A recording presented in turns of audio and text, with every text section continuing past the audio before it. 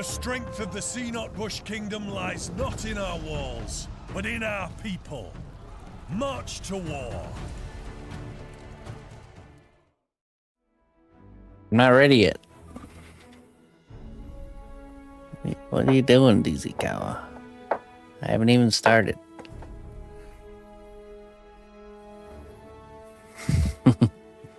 Hey, welcome, Raiders. Just give me a moment to get things ready.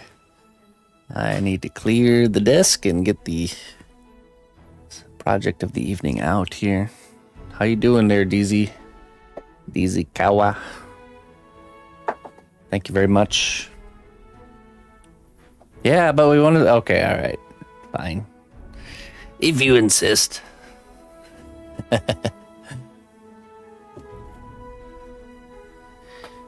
right, let's see here. We got Mr. Pirate. We're gonna do some painting this evening of a skeleton pirate fella. A swashbuckler. Let's see. Do I have? Oh nope. I need water. Let me get some water and some paper towel. I got a paper towel right here.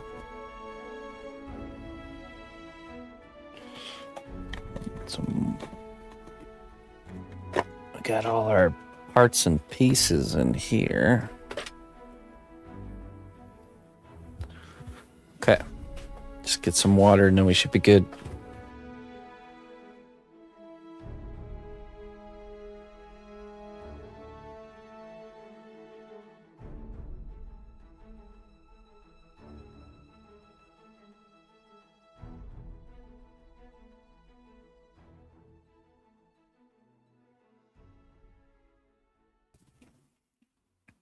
All right, welcome, ladies and gentlemen.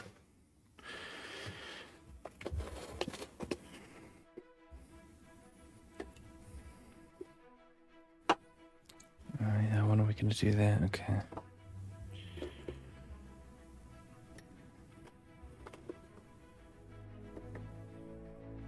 I got a lot of little bits out here. We're going to be painting a skeleton pirate piece that I've been working on here. We're in the final stages of the development, which is the painting and the lighting. Welcome in. This is what I do here. We make one-of-a-kind custom sculptures, start to finish. All right.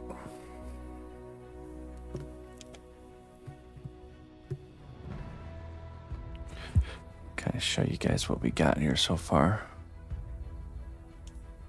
All right. We did the bone coloring last week.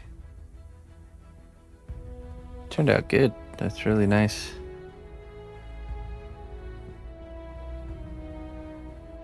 Really happy with that now that's fully dried. Looking at it again with fresh eyes.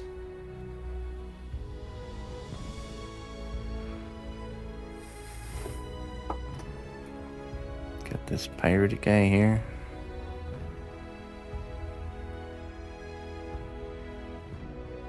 Bony boy.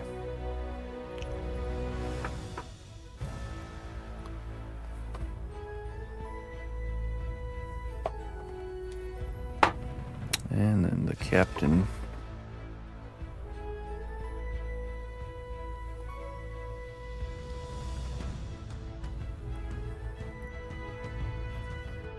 I think we'll just do a little bit of maybe that's where we'll start. We'll do a little bit of a shade different on the teeth.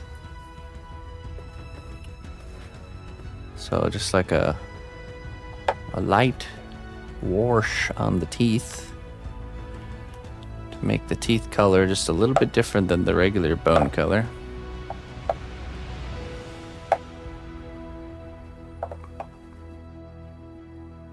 We could even add a few gold teeth. That might not be a bad idea. Quite the boy band. Where's my painting palette?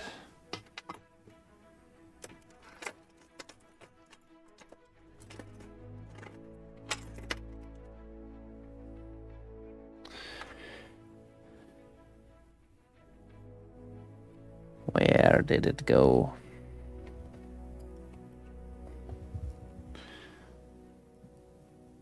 Likes to hide in plain sight. I mean, I have a stack of pallets here, but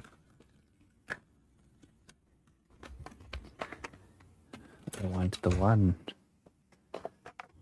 one paint palette to rule them all.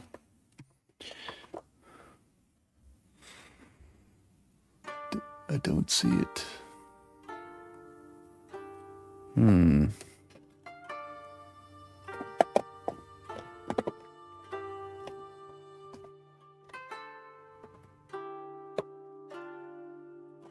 Probably staring me right at the face, and I just don't see it. I'd have to settle for a lesser pick.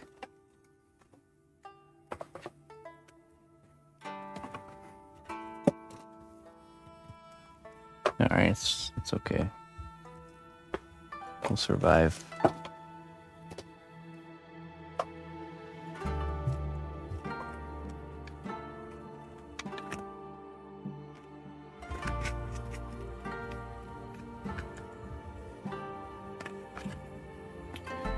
Yeah, I paint, and I found my painting pad.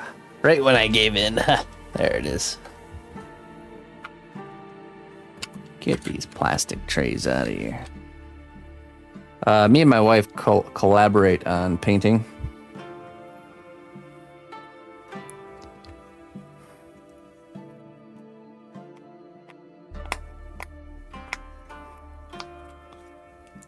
She does quite a bit of the painting work, but I do as well. A lot of the projects we work on it together. So all the ones that you'll see me starting, she's usually the one giving it that nice fine-tuned finish.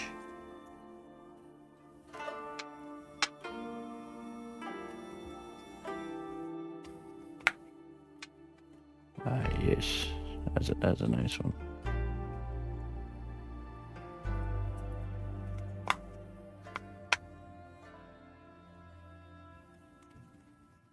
Okay.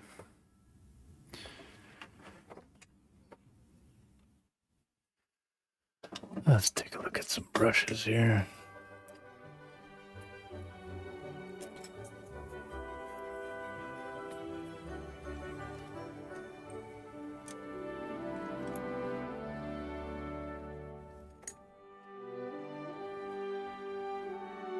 Well, that's a nice fine line one right there.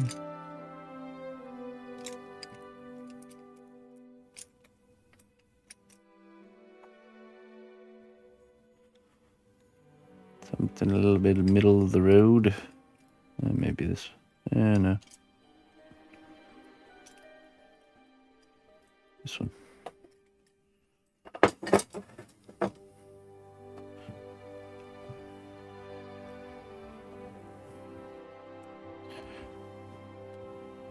All right, let's do.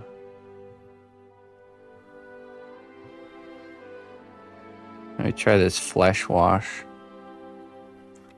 with the teeth cup discoloration.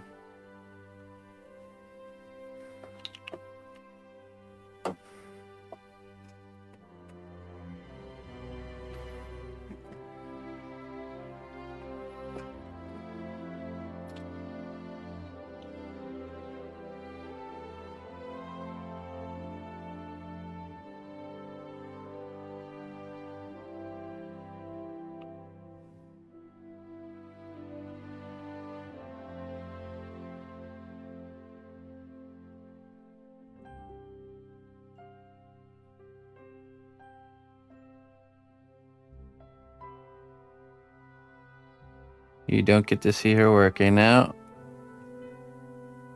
No, you don't.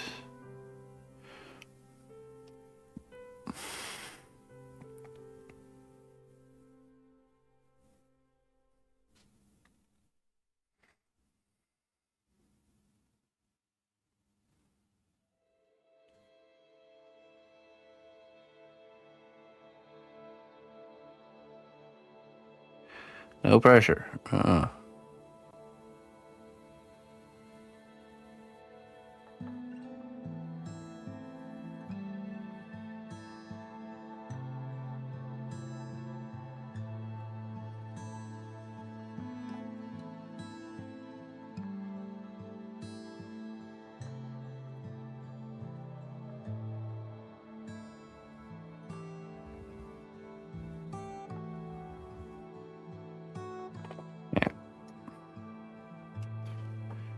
Just a slight tint darker.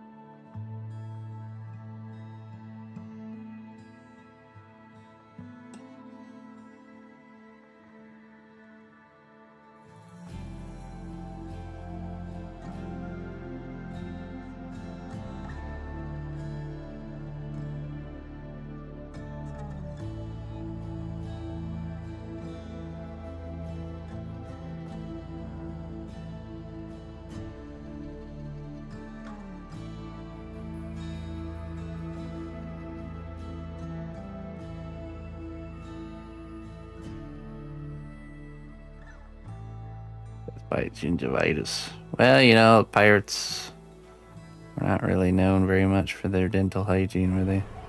You must pay the toll to cross my bridge, and that is not enough.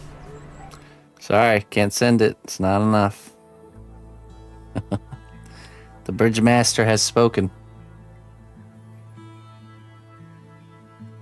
Just kidding. Yeah, we sent out our week 2 troll heads.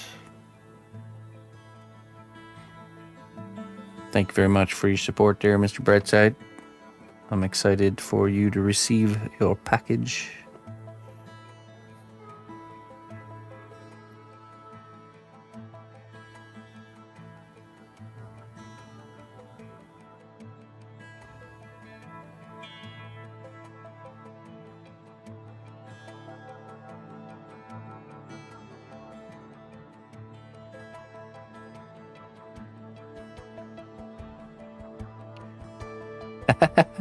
Acting. I've never acted a day in my life.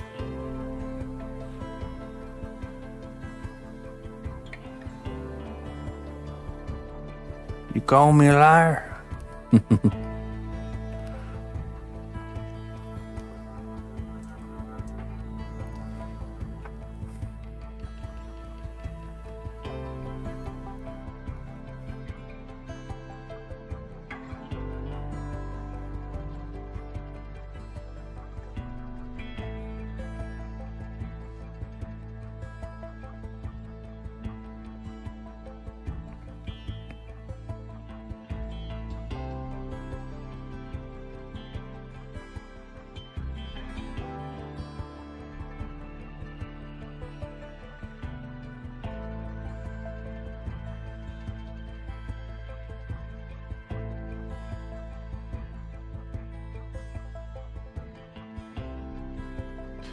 I was just thinking, you know, it's tempting to just get into one of these piratey boys and just start, you know, finishing it off with various colors and stuff. But I think it'd be wisest to pick or to paint all the things that are for sure that color. So like we've done the bone.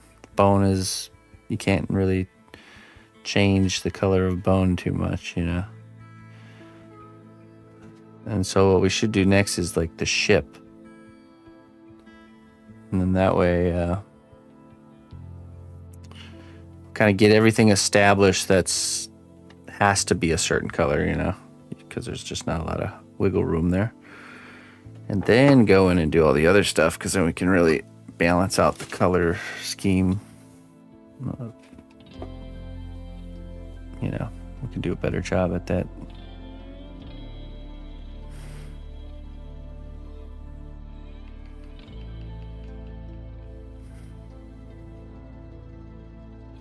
Hello, Planequaka. Exactly, yeah. Well, because I could get into like one of these heads and start painting the colors of the hats and stuff like that.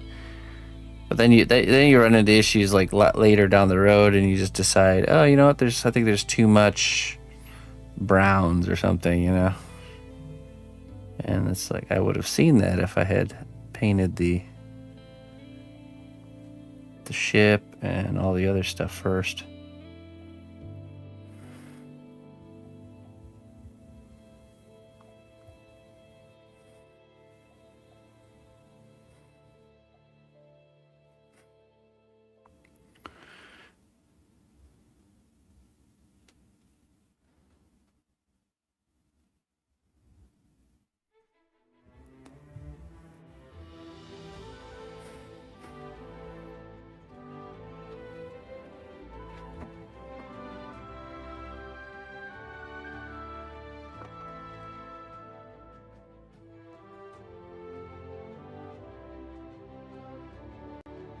Just handed a package.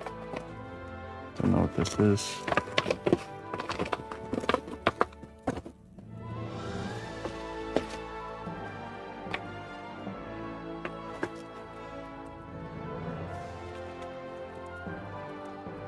Ah,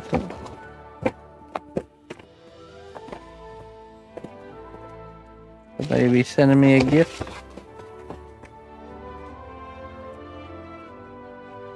Let your hands take more enjoyment in their rougher work, from Merrick Gildane. Let your hands take more enjoyment in their rougher work, from Merrick. Oh man.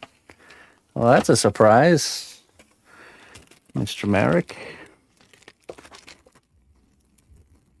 There's another one in there. Okay, I don't know.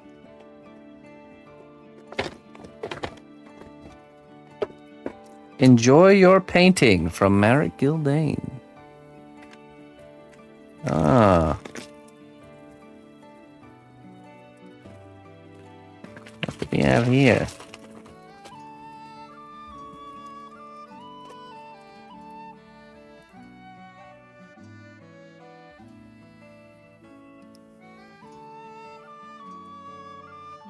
It's pretty cool. Ooh. Hey.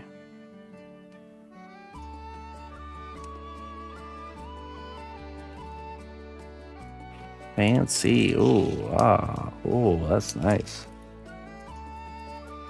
Ooh, those even look good in the shop. Look at that. Dang, Merrick is spoiling me. Oh yeah, look at that.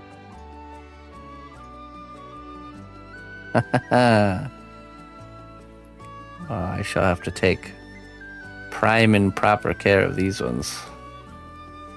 Look at that point. Well, Mr. Merrick, you have spoiled me. Thank you so much. I don't know if you're here. If not, I'll definitely thank you when you're here. That's pretty cool.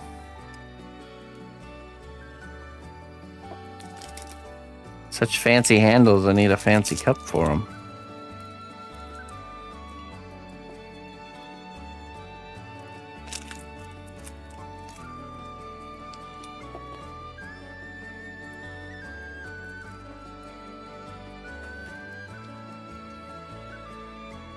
I really like those drops in swampy paint water for weeks. Look, I know how to take care of nice things, alright? Oh man, they bent this one. Wow. Bent brush. I'm gonna have to contact them and let them know. They sent me a damaged goods.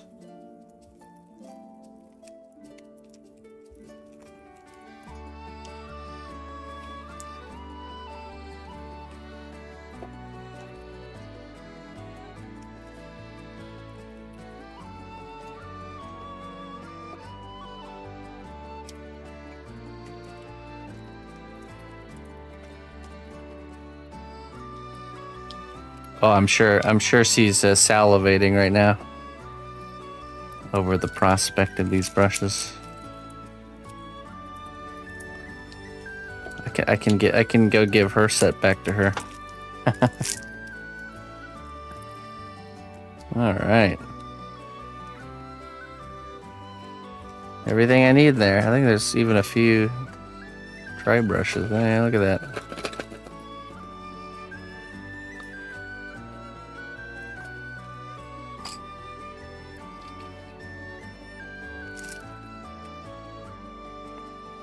Ooh, that's pretty nice.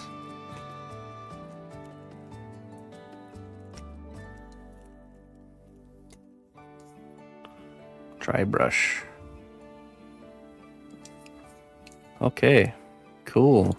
And then there's something else Merrick sent me. Oh, look at that.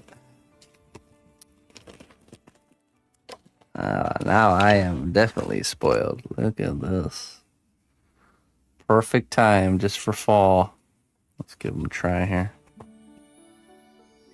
Perfect size.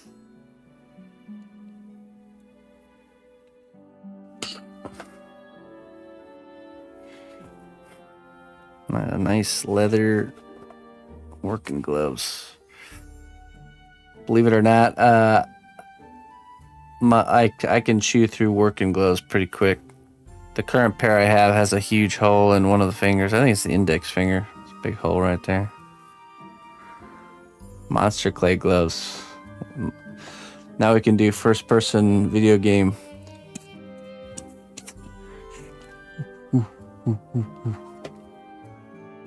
They do, yeah. They look really nice. Not challenge neighbor Bob to a duel.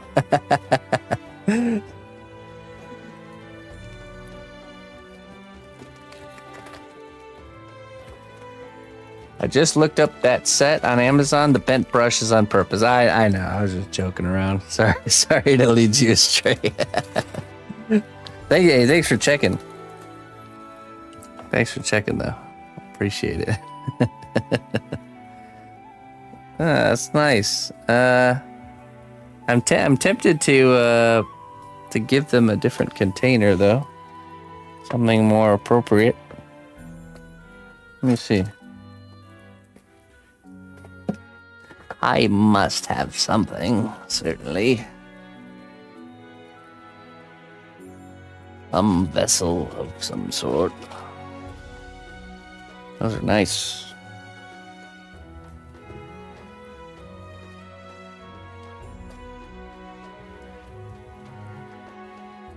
Let's see here. I believe I have a bin of vessels. Oh, yeah. Yeah, perfect. I can show you. This is the other glove to the broken pair, so you can see what I mean. I have a jar or something around there.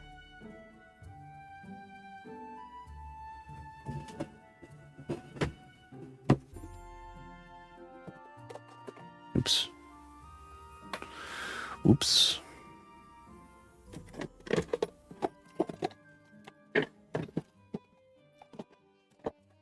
Basket.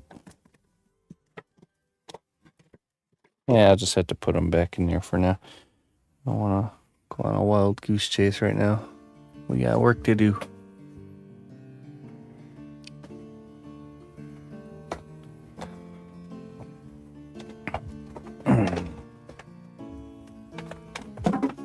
Cool, man. Mr. Merrick. Hooking me up.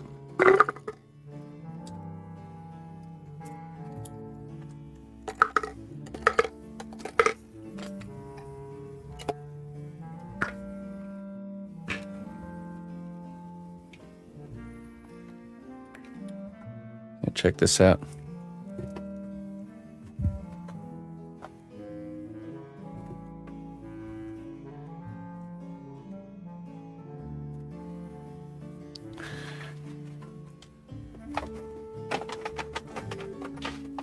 Here's my old pair. Yeah, and the other one has a big old hole in it. Like a glove.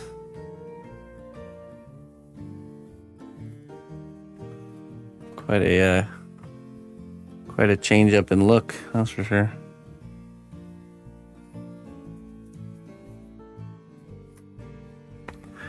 Practically new. Yeah, these are still fine. You can even see my finger bend marks in there. Form fitted. Yeah, the other one has. You can kind of feel it's getting pretty thin there too. Right here is a giant hole. I still use them, of course.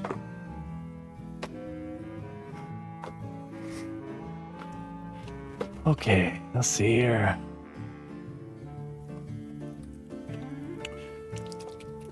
I think we'll give a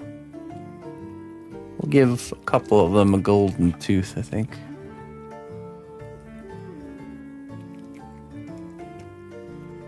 You find it hard to find gloves that fit? I never have an issue with gloves fitting.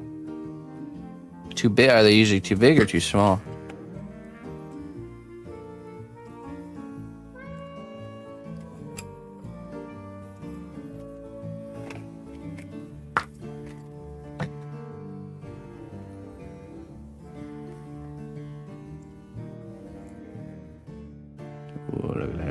A nice tip.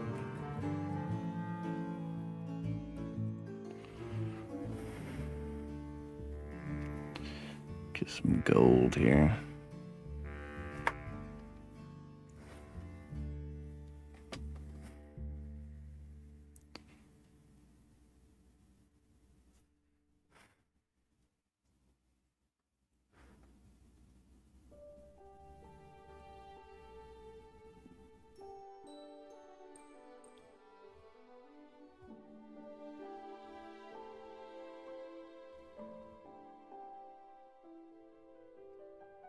Hardy gloves for angry driver here.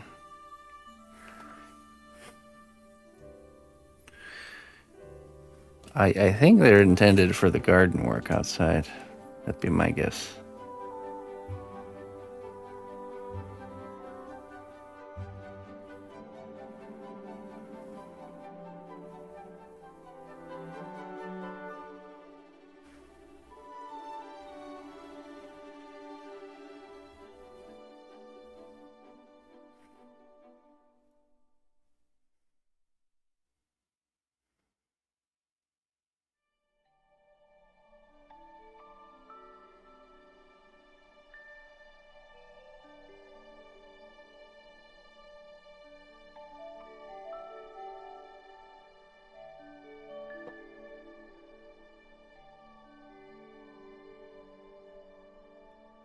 Captain be having 3 gold teeth.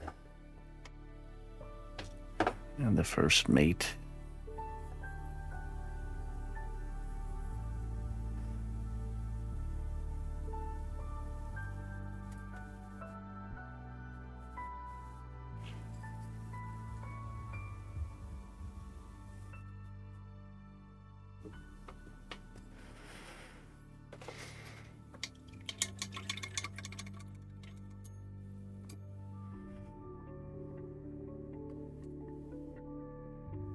Very nice.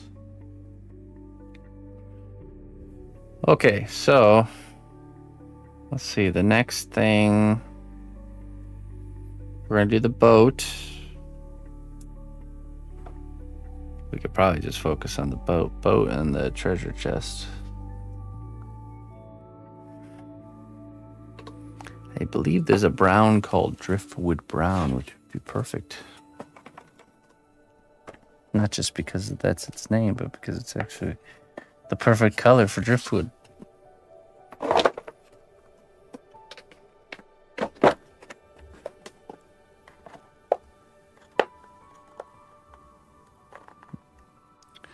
Uniform brown.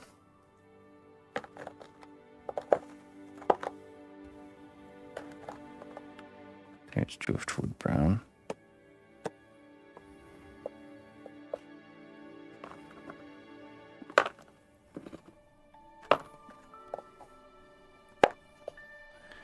Olive skin.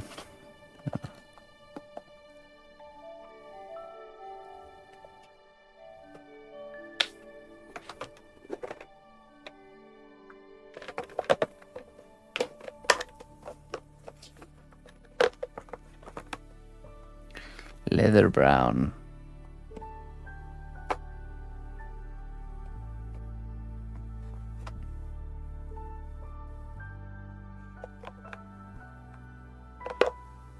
Tanned leather. Khaki shadow.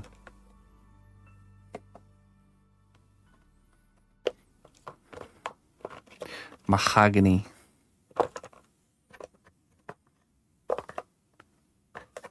Ruddy leather. We need ruddy leather.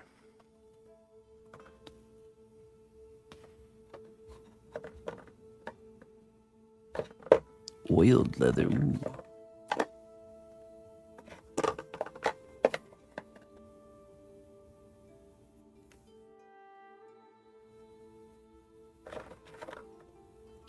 Bone shadow. Shield brown.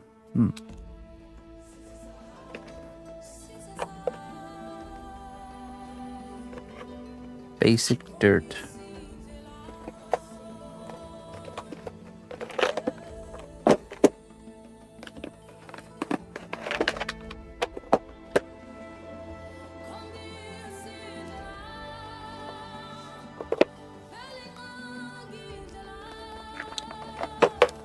backside brown.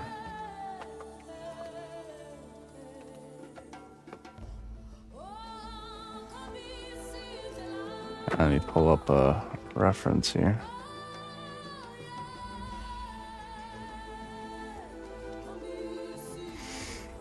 An old waterlogged ship.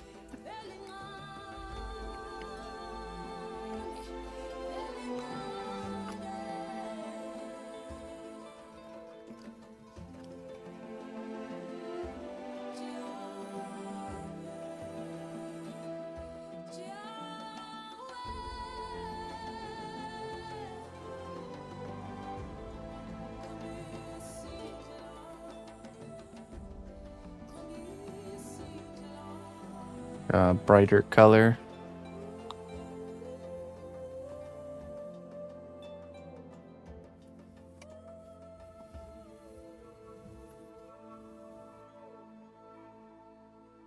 I think we start with a brighter base brown color, and then we're just gonna build up lots of layers of washes.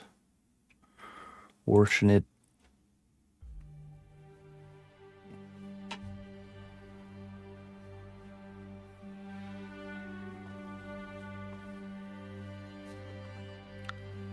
Tend to get pretty faded, the ships at sea, from all the sun's shine in salt water.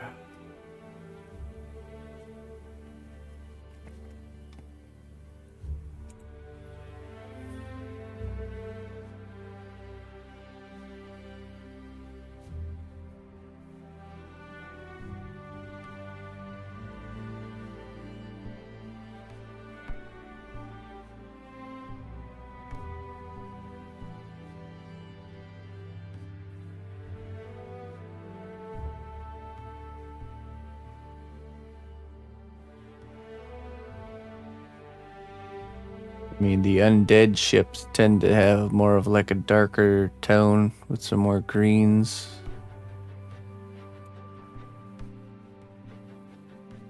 Not sure if we want to go that route.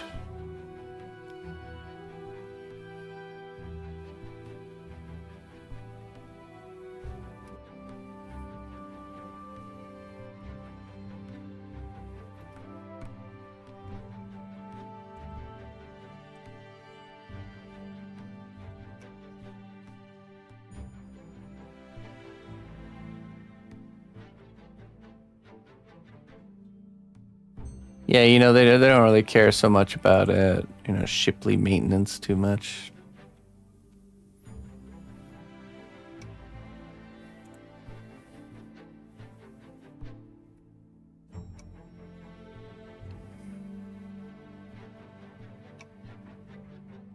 Okay.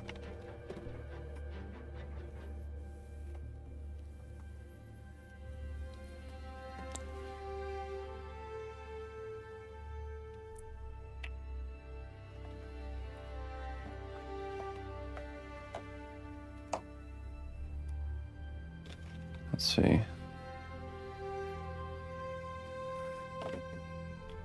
What's this one? Driftwood brown or khaki shadow?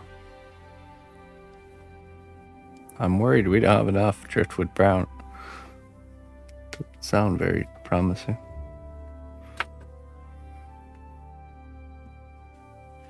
Alright. We'll give it a try.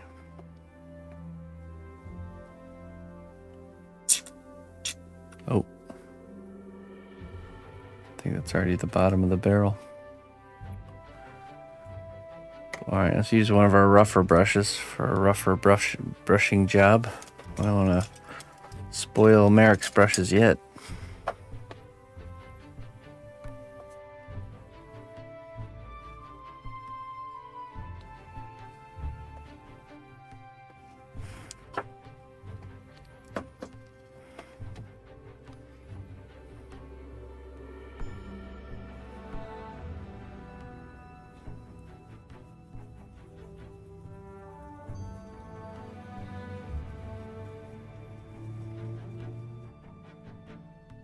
Oh, that's right. We want to do that too. We need to Dremel through all that on the dock.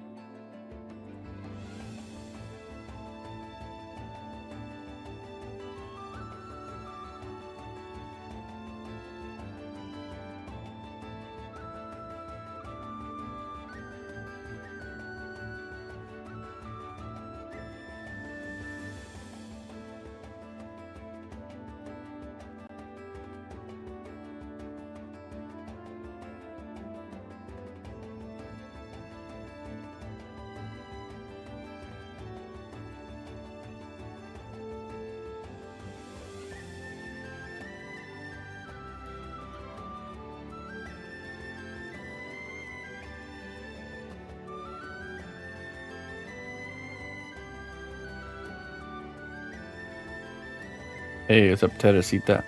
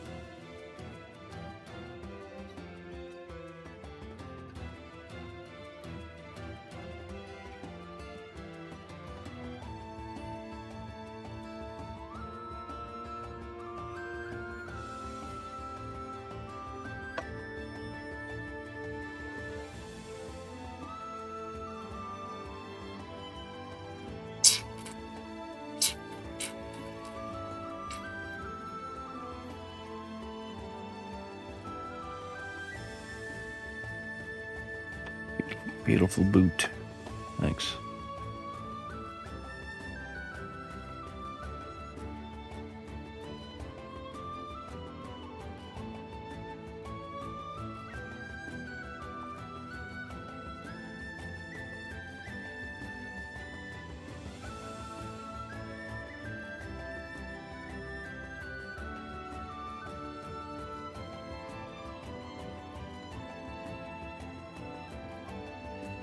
You like that? Yeah, it's nice. I saw it on, I think it's just on a random YouTube video. And I said, you know what? That is brilliant. I'm gonna do that. The hardest part about it is finding one that's not like rainbow colored.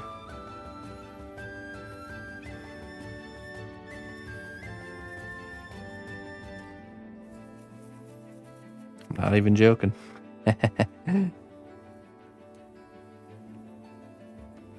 Finding like a not just like a boring colored fidget thingy. What's the layout? Captain is here. Let me show you. I don't put the whole thing together, but I'll give you a good sense here. Captain is right here.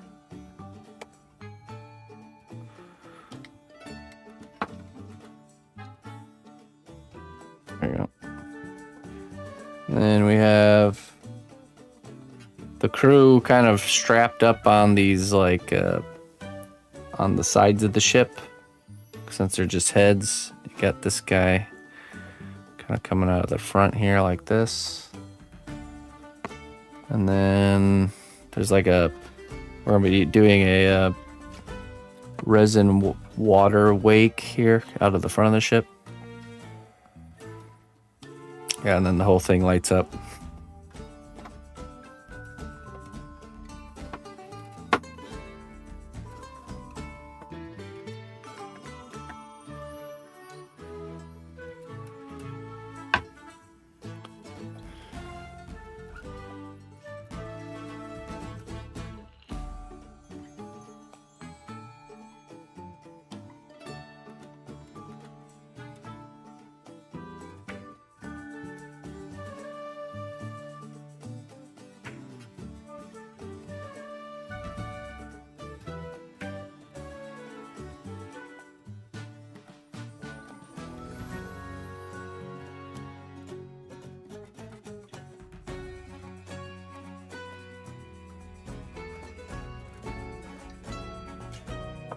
That brown is pretty good, and I have a feeling we're gonna run out.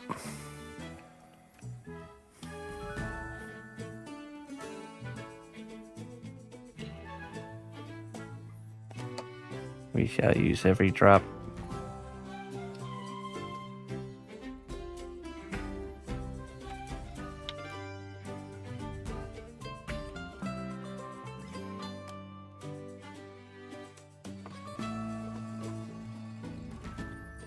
Hey, thanks.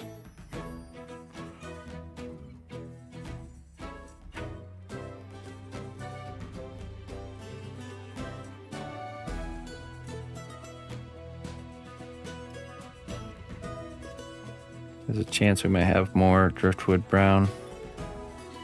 A lot of those kind of colors we get multiples of.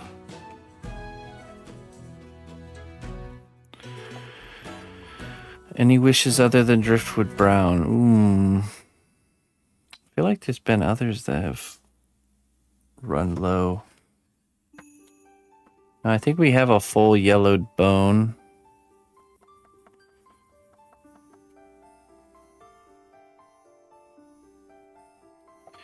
This is directly on the clay. Yeah, you don't need to prime with this material when you're painting onto cast clay.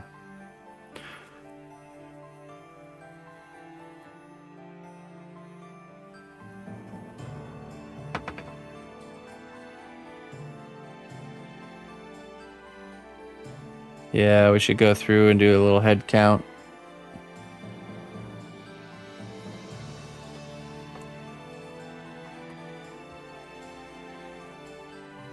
Add more forbidden chocolate sauce to Amazon cart.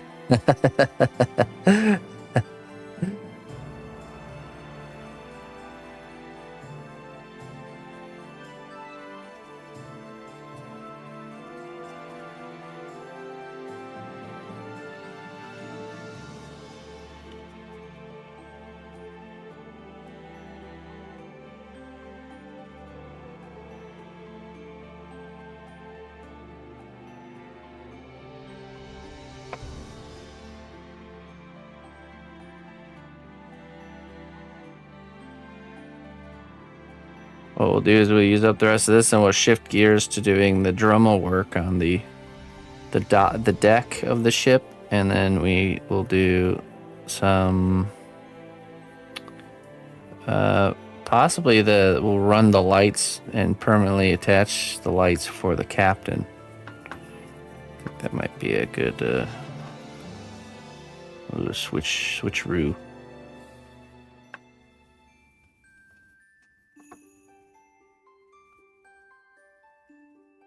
There's plenty to work on with this piece, that's for sure.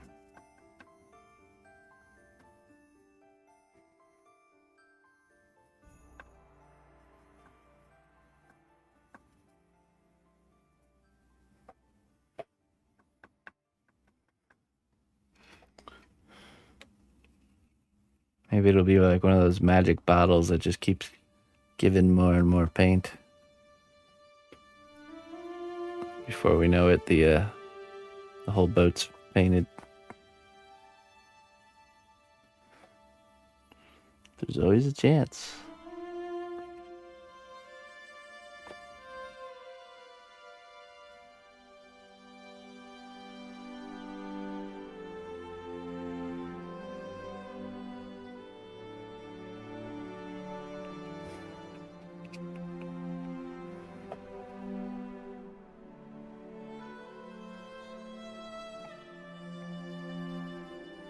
We're at the end of the line there.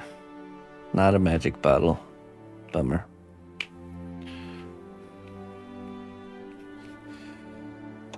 Okay, let's see if let me see if we got another one. There's always a chance we have another driftwood brown.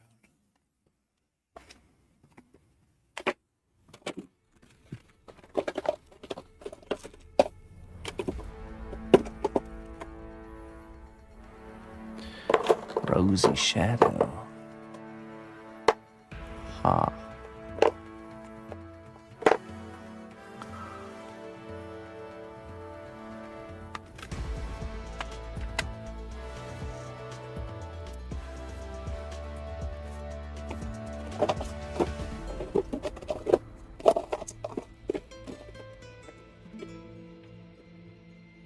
Let us rummage.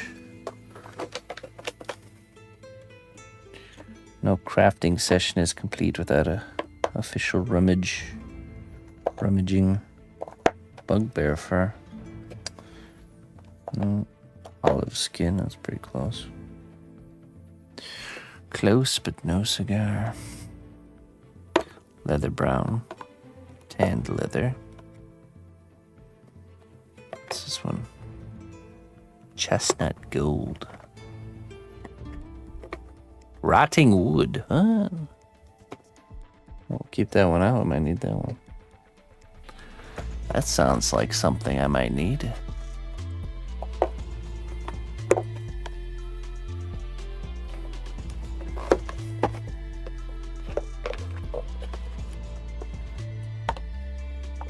Oil leather. Bone shadow. Aged bone.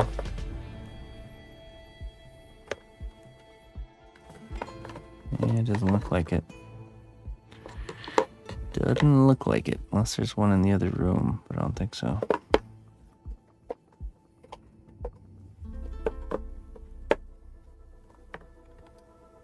Oh, there's another aged bone.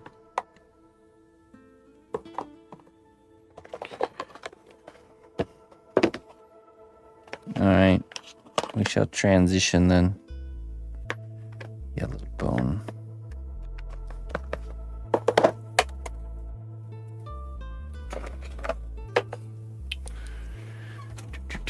Do.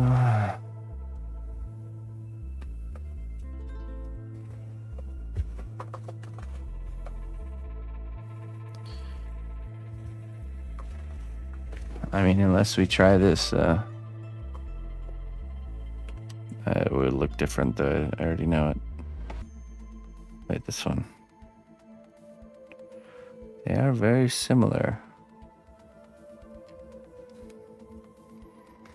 This one's khaki shadow. It is slightly different, though. Nah, it's okay. We got plenty of other things to do. Like the floor of the ship.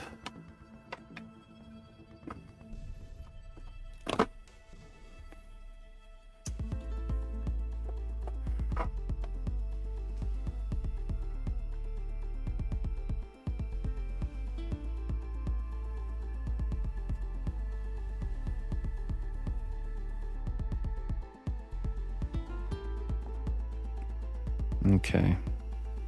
So all these areas where I've sculpted the separating of the boards, I want to carve away the material, the wood, so when we fill this cavity in here with light, we can see the light emanating from below deck. So that's our mission.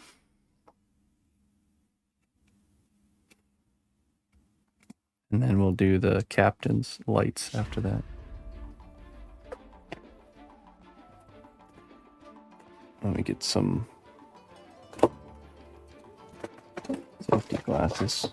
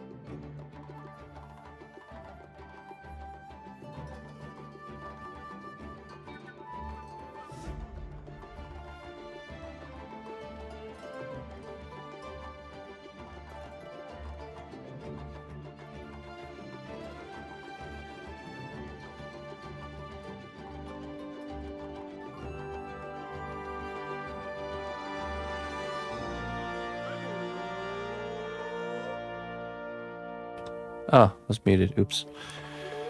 What do you mean by caustics there, Moxie? Like a oil spill or something in the water? Underwater caustics. Been given creative freedom for a commission gift for a guy's female partner. They share a bond over a willow tree. She likes tiny things with high detail. You could do like a tree, a face in the tree kind of willow tree, like the Pocahontas grandma, or maybe something like that, but maybe with a heart or something. Underwater light. Oh, okay. Yeah, you know, stuff like that. You don't get a lot of opportunities to experiment. It's one of those things where it's like once you do it, then that's it. You got to hopefully learn as much as you can from it, and then, you know. Oh, I see. So like the beaming of the light, essentially. Do we have to choose between a red and a blue pill? Yes, we all must make that choice at some point in our life there, Savage Dad. Have you chosen? Are you still eating your invisible steaks and working the menial job like Mr. Anderson? Or have you joined us eating our pig slop in a greasy spaceship hiding in the sewers? Choose your path. Pretend steaks or greasy ship sewers and slop. I say bend that spoon.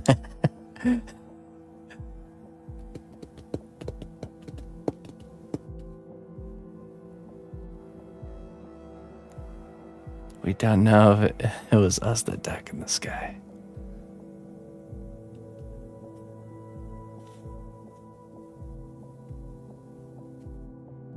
Well, those are one of my faves. A billion leaves, though. Yeah. Yeah.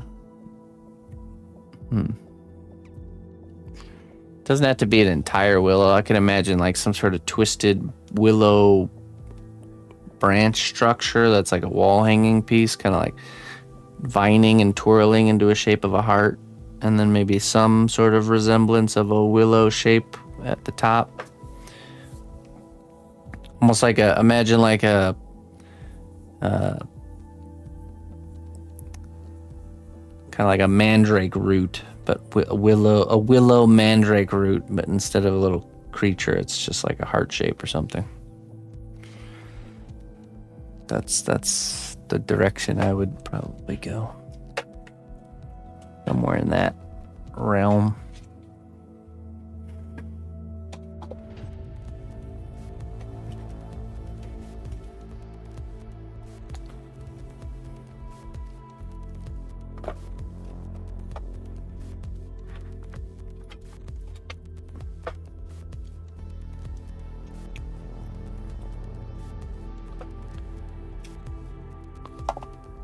Luna Teresita.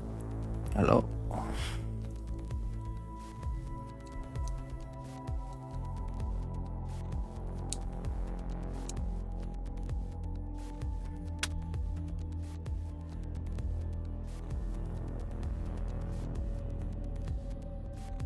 You're Luna now. Luna Marina. Luna Marina Teresita the Third.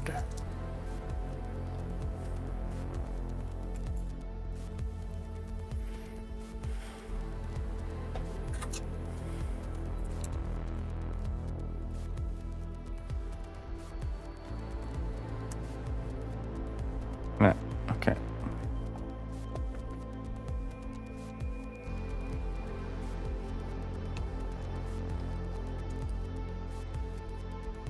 There we go. Wrong way.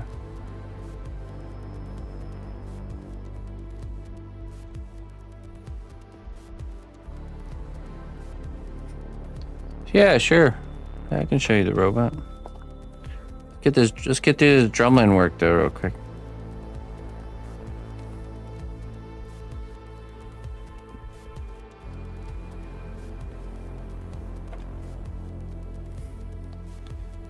Yeah. But just realize what you're setting yourself up for if you don't really fully... If you're going to try to do the whole tree...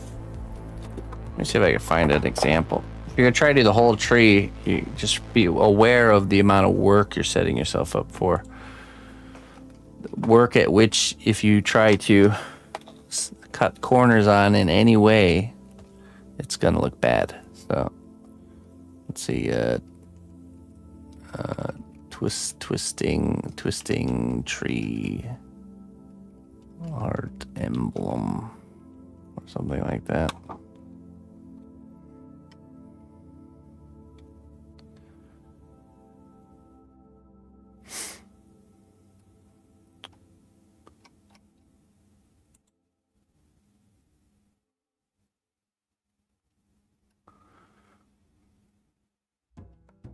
Something like free-formed, almost like a piece of the tree, not necessarily the entirety of it.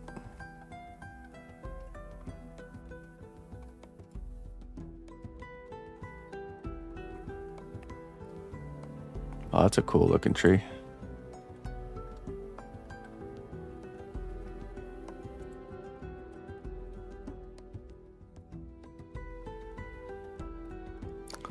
Not really a good example of what I have in mind, but no,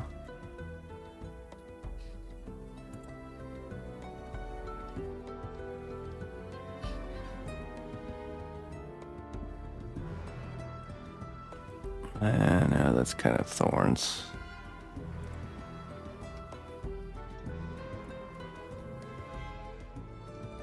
Let's see, willow tree.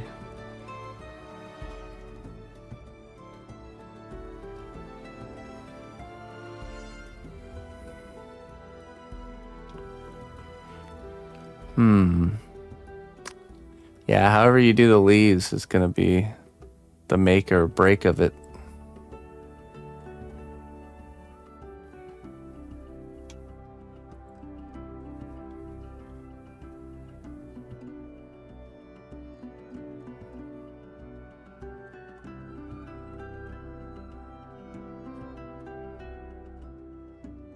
Something really stylized, maybe. Oh, you know, I like that kind of idea.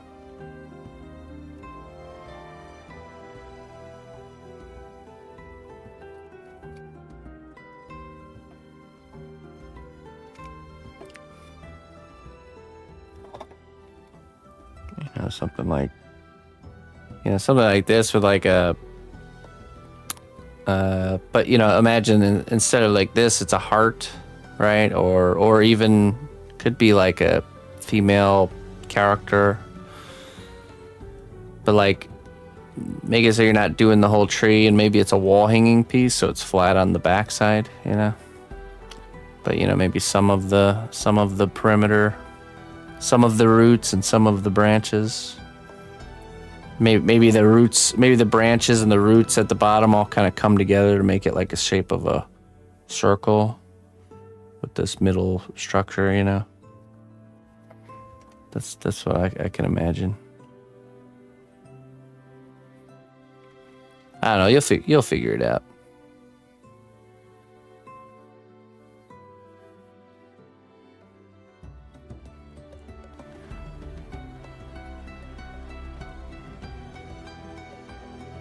I mean, this kind of shows a similar idea. Yeah, I mean, something similar to this. Let me show. You know, something like that. Or like this even. But, you know, I kind of like the twisty one more. And then, like, incorporating some sort of other shape that goes with the lady, you know.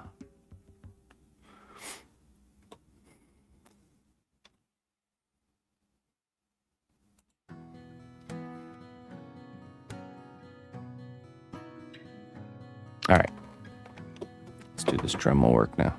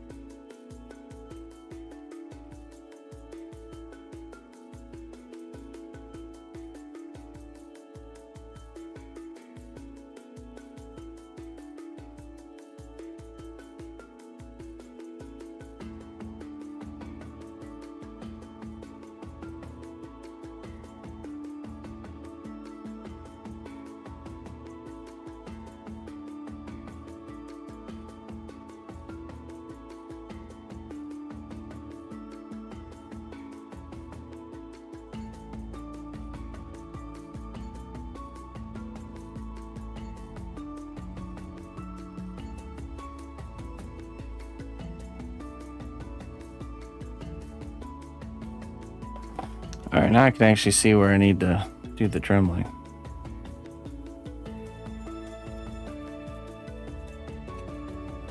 Hey, Lysander, how you doing? Good evening. The silentest Dremel there. Mr. Springmouth. Alright, here we go.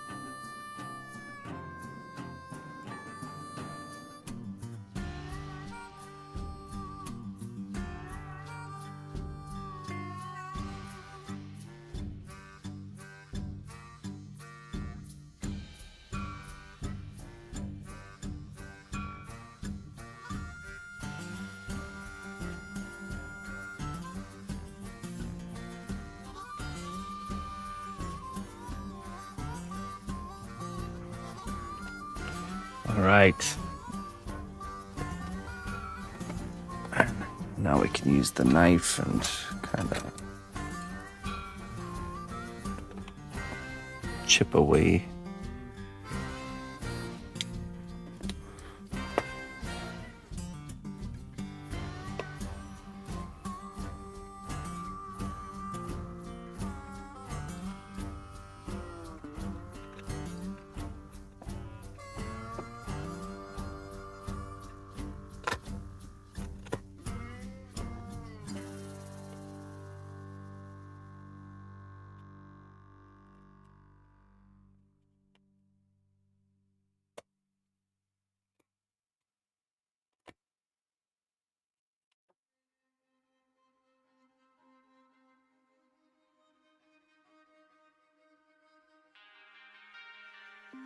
Blendish, hello Blendish.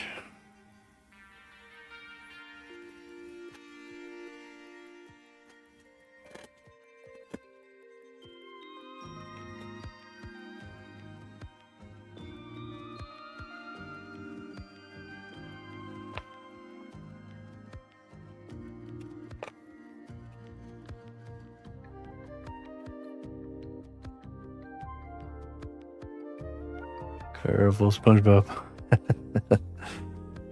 And where I am a knife expert.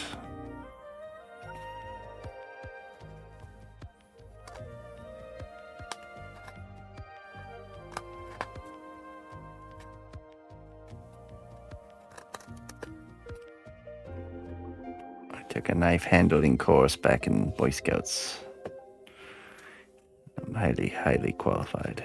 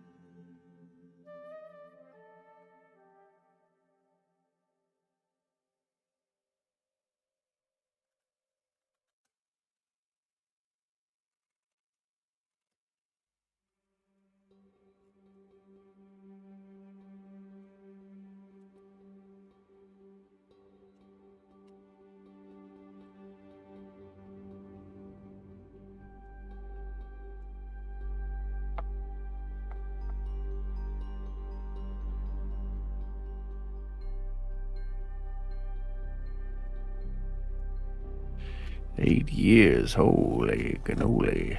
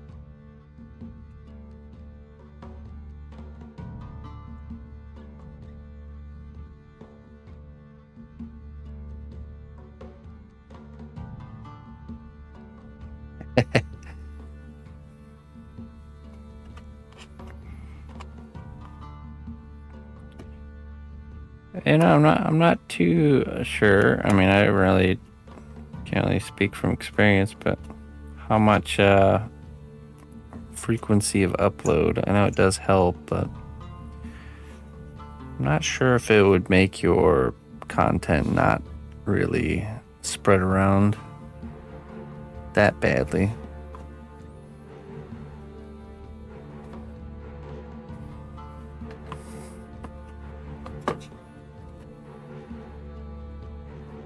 But I don't really know.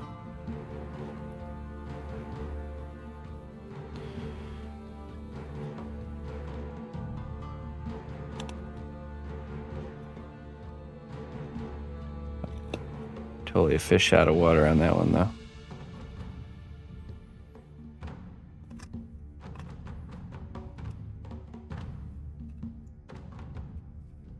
Oh, it matters. Yeah. Bummer.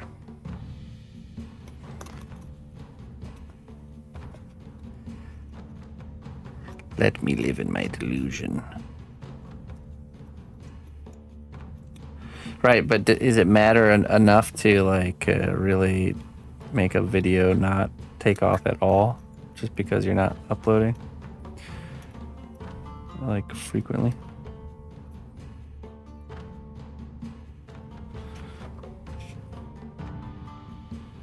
One month and you're in timeout?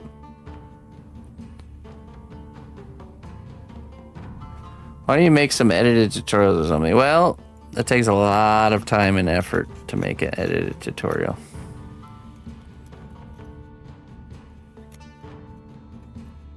That's why. My plate is already so overloaded, same with my wife. that we just don't have time to do like a nice scripted edited content alongside of all the other stuff we're already doing. But I want to, I really do want to. It's just hard to work it in to the already so busy schedule.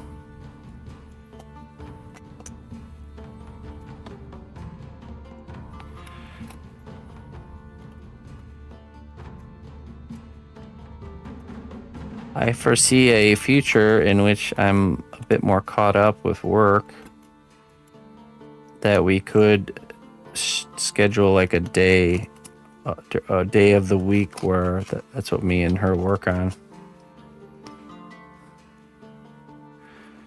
You know, like we work on making YouTube stuff. And video editing cannot get in the way of gardening. Yeah, I mean, nothing can get in the way of gardening. Those plants are not going to harvest and plant themselves.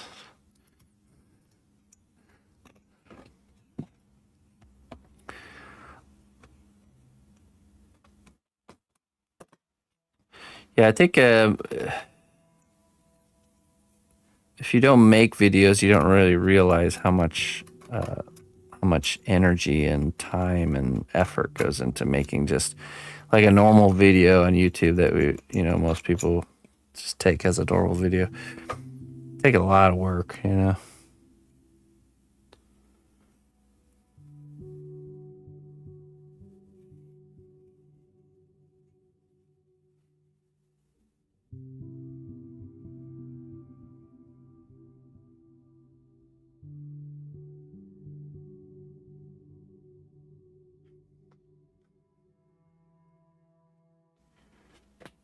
Yeah, I mean, I agree. I think I could do well on YouTube.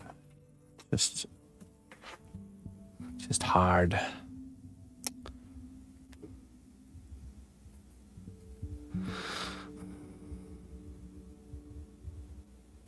Epic has a scan program that would take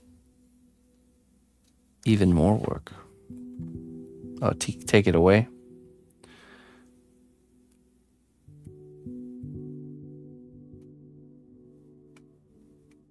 Oh, okay. I'll check it out. Thank you, Spring. We'll bookmark it. It looks a lot like Reality Capture's logo. Oh, it's by Epic. Interesting. Interesting.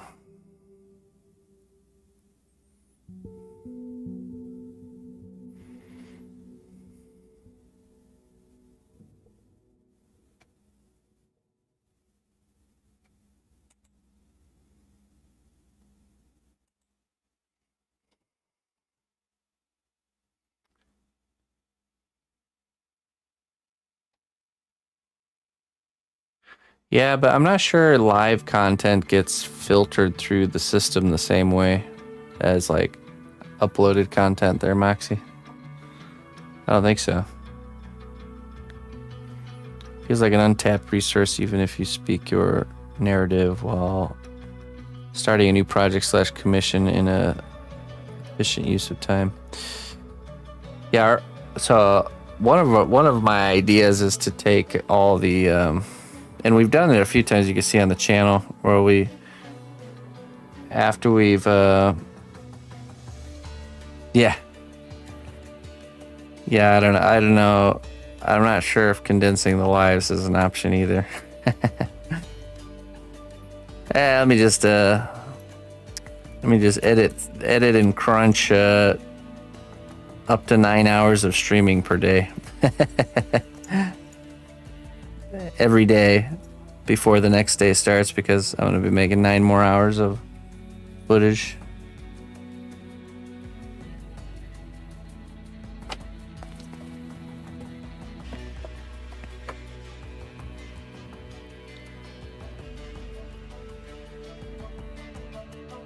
Some clowns. Okay. Yeah, I'll check it out. Thank you. Thanks for the heads up. But anyways, so we already make shorts for, Instagram and stuff like that. YouTube shorts, TikTok. of certain projects we decide are going to be kind of recorded start to finish. And when those projects get finished, we, when we can find the time, of course, the missus will take all those edited clips that were used for shorts content and compile them into a longer video, which you can see a few on my channel. Some videos where it's like a start to finish production, all edited down into like 10-minute video, but it just takes a long time to get from there to there, talking multiple months of production plus the editing of all that. So, and then after all of that, you post it, and it's just, it just doesn't do well because we're just starting. You know what I mean? So it's a hard thing to stay motivated on, to put so much extra effort into something that doesn't really do much. But we have to, I don't know, there's definitely some improvements and things to change and do differently. But then it's like, okay, well, is that where we want to spend our time? Or is there something more beneficial we could spend our time doing? Like focusing more on what's already working,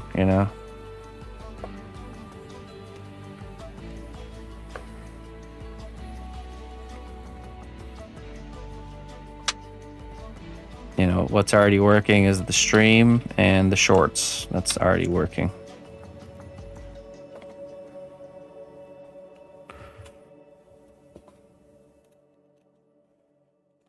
I don't think there's anybody that does it all.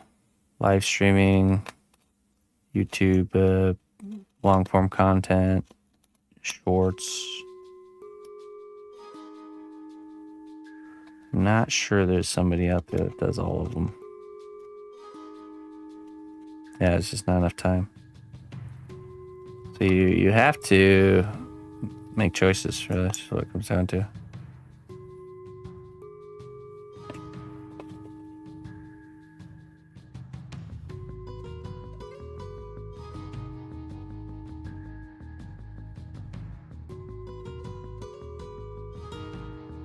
Yeah, or you get a big channel okay, let's say somehow I managed to grow the YouTube channel. Yeah, I could see, once I'm caught up on work, like commission work and stuff, where I can free up a commission slot for working on that stuff for a day out of the week, then there's a possibility there.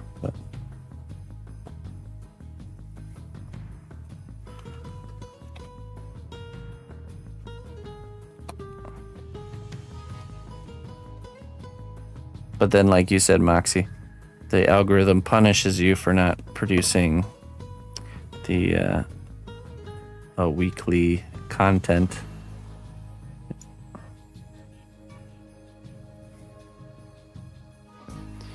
So I guess ideally what would be cool is to get the channel to grow YouTube channel to a point where it's generating revenue. Then you find somebody to do editing work,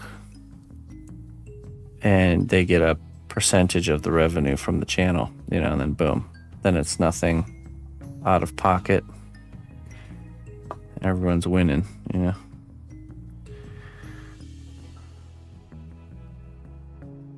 Maybe you get a freelancer. Well, you gotta have money to hire people. That's another problem.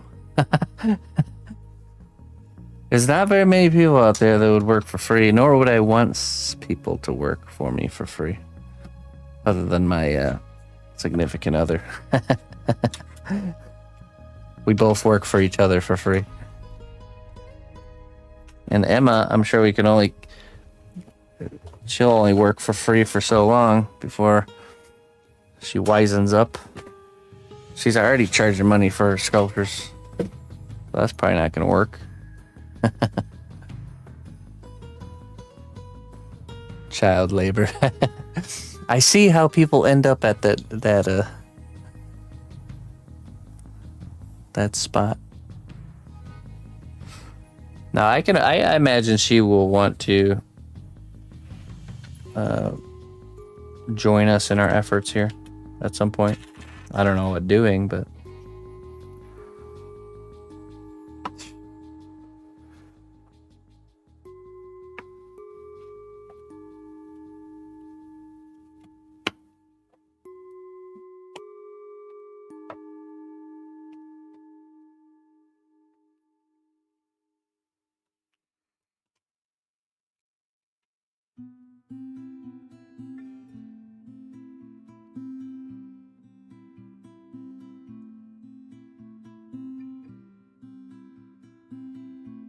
right. Yeah, we'll figure it out. Like I said, it's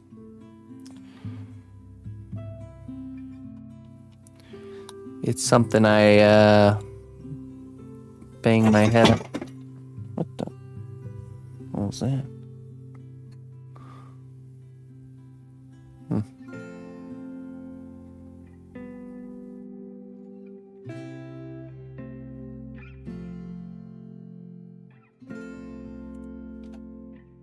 Oh, let me show you the robot. You were asking about that. Oh.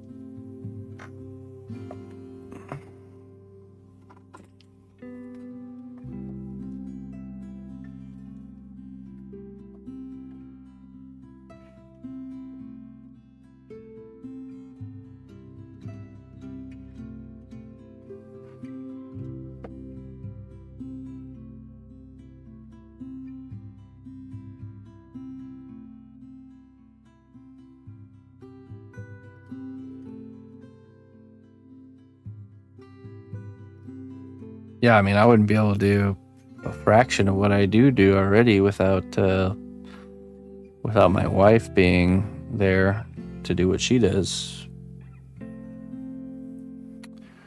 Let's say if she wasn't there doing what she did, the stream wouldn't nearly look as good. There'd be no social media whatsoever. The website, well, I mean, all that stuff. Pretty much everything that's not the sitting here sculpting.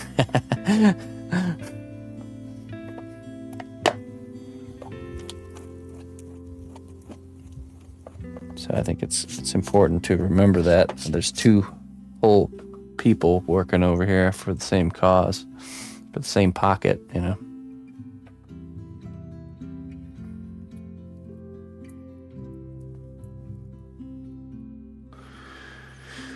Okay, let's see.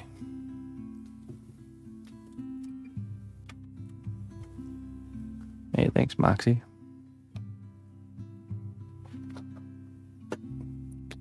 So we got that part done. I think what we're going to do now is let me get all the lights. I think we're going to try to set up his actual lights here.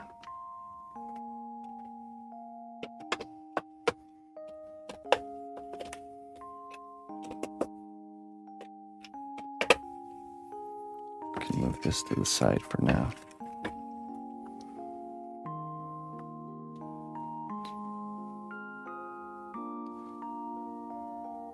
Social media aficionado. Selfie stick and all. I could do it. Thanks, Charlie. Yeah, we are. We are a really good team. We spend 24/7 together, working together, parenting together, hanging out, and we don't get sick of each other. We just don't. We're the type of couple that if I am on if I'm on like a 2-hour trip out of the house, we start to miss each other already.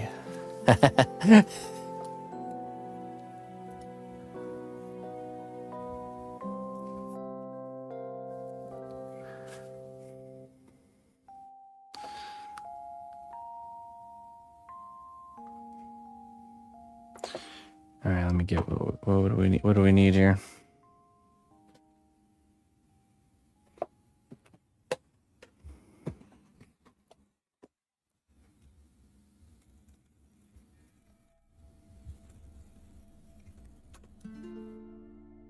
Okay, that's a big mess.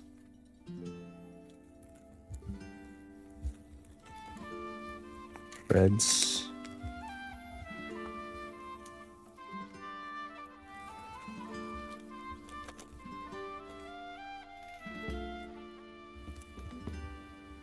Ice blue.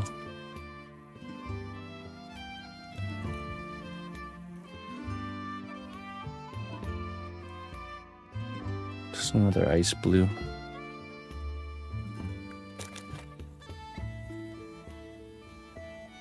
Regular blue, okay.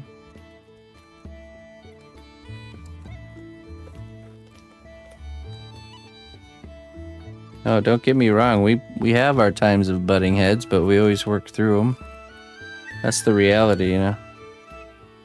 Talking about it.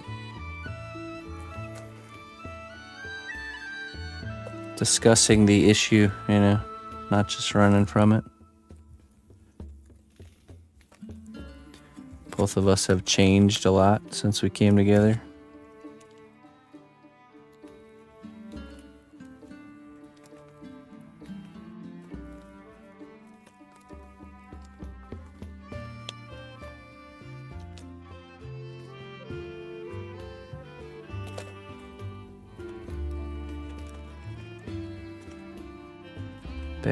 Battery snaps. What's this one? Warm white.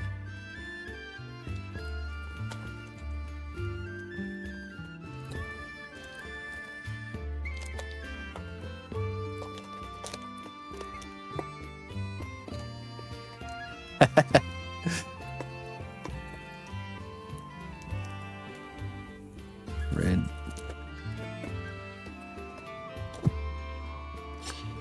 Es tut mir leid, Pocahontas.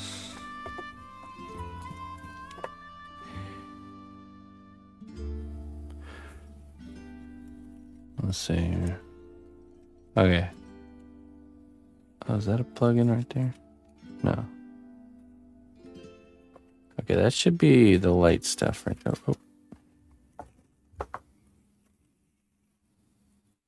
Oh, we need to get wire. I need to stock up on stuff. Oh, wait, we got wire. Aha! We have wire here. Saved. Oh, and okay, yeah, okay, we're good, we're good. Let's get a soldering iron.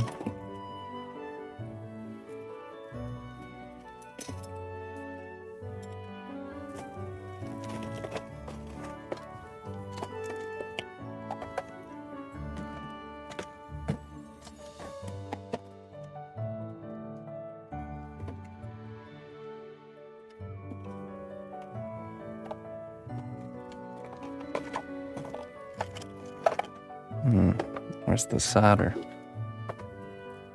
Oh, there. Solder.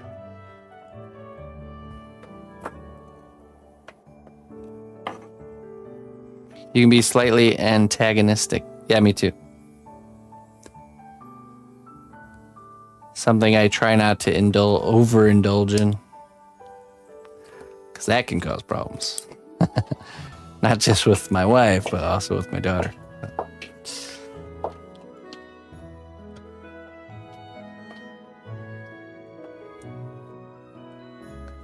Oh, she does. She definitely does.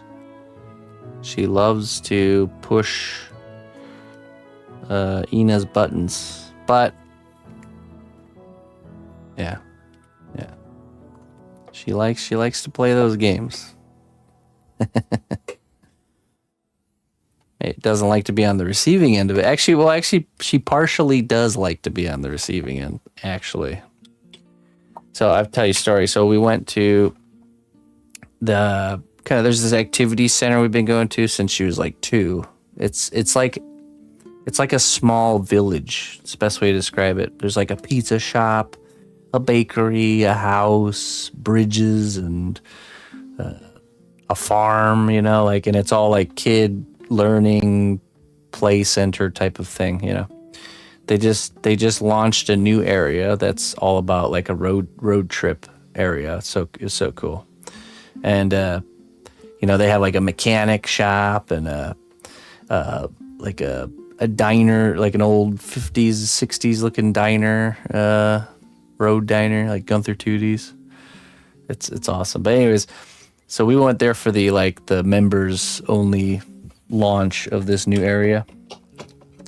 And so there's a lot of people. But we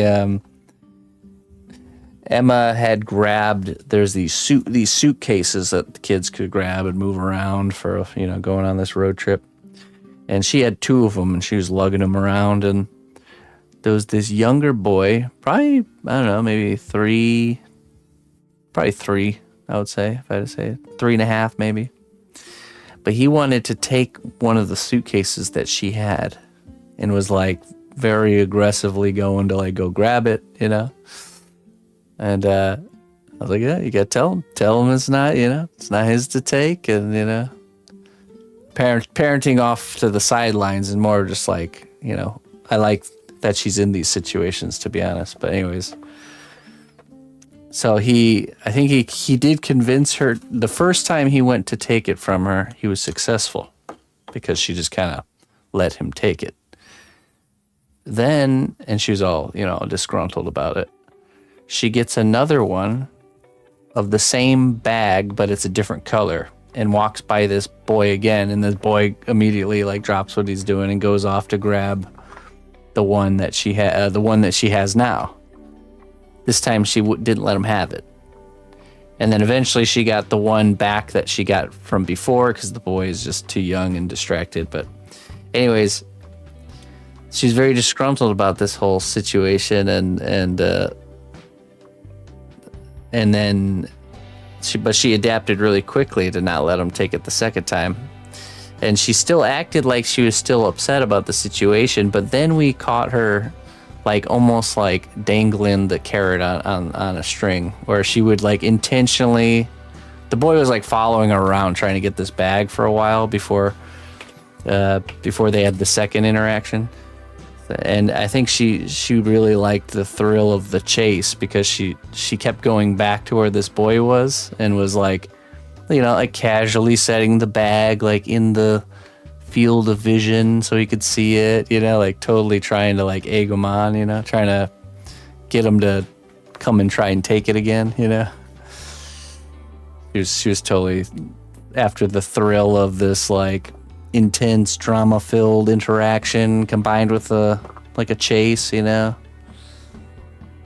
And then the funny enough, so the boy ended up leaving, that the first boy, and then in the same like area later down the road, she's got the 2 suitcases again, and some other boy that's like the same age as her tries to like convince her that he needs to have this suitcase. And she was like totally ready for like no, you know. She didn't let him have it. She let the first boy get away with it because she just really didn't know what was happening, you know. This was like new to these kind of interactions.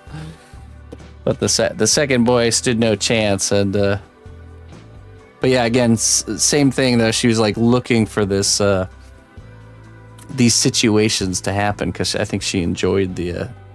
Even though she wouldn't admit it, I think she really enjoyed the. She did admit it later that she enjoyed the thrill of the chase and all that. So it's just funny. I love just sitting there watching all that kind of stuff happen. You know, like better than any TV show. Uh-oh.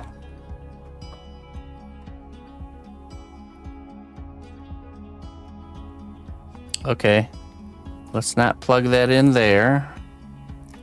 Not sure what happened. Are we still there? Yeah, we're just gonna plug this in somewhere else. Let's try over here.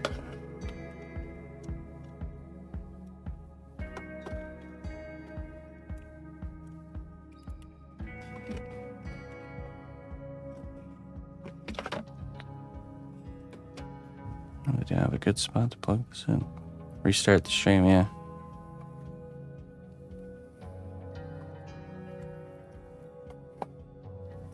Yeah,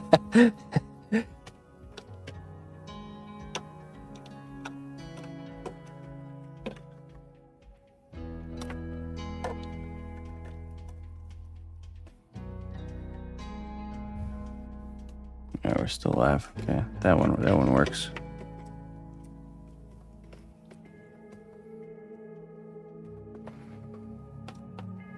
All right.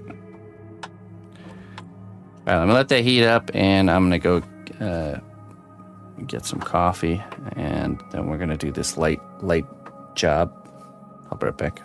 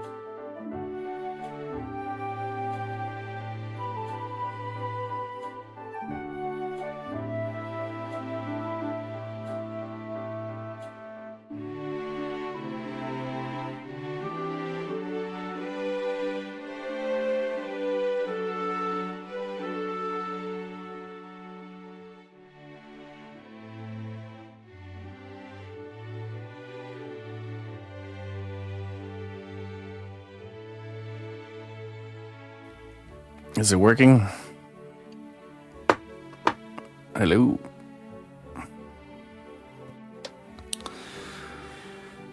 Can you hear me?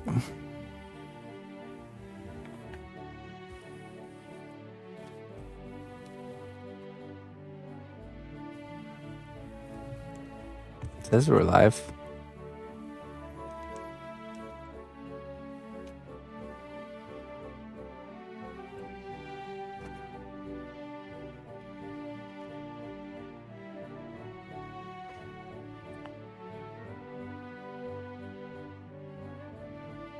Storming in Michigan?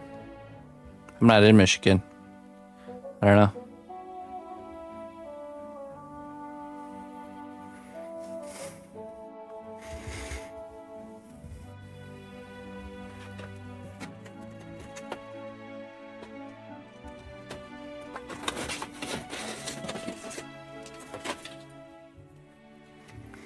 couldn't tell you.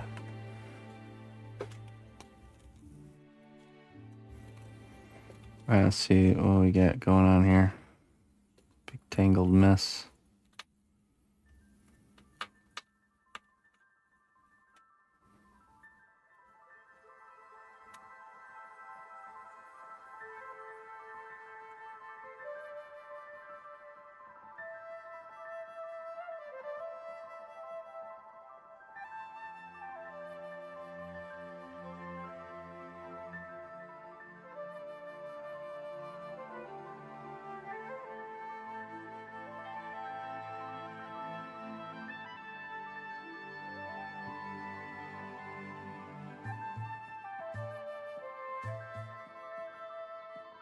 Oh, we do have a disconnect here. Nice.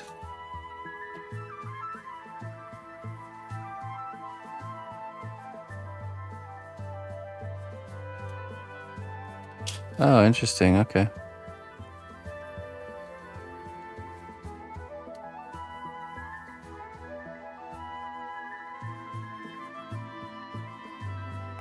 Hey, welcome back.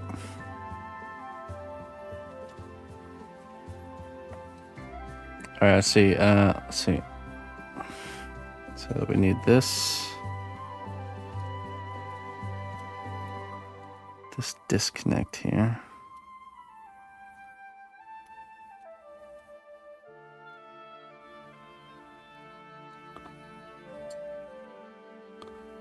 Yeah, I don't know. I think I plugged in my soldering iron on the wrong power strip, and that caused a little flicker on the system or something. I don't know.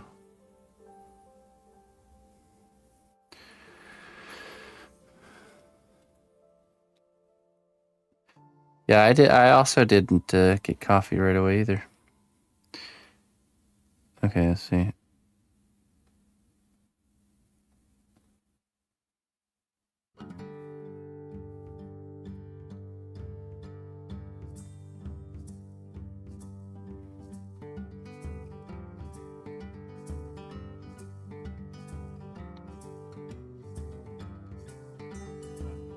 Okay, the back foot's gonna need room for this to go because the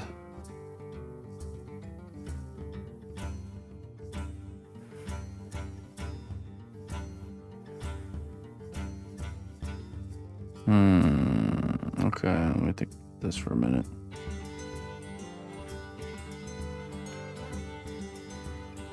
I think it's best to leave a good amount of slack on that for now. You know what? We don't need to worry about dealing with that right now. Let's just get the lights installed.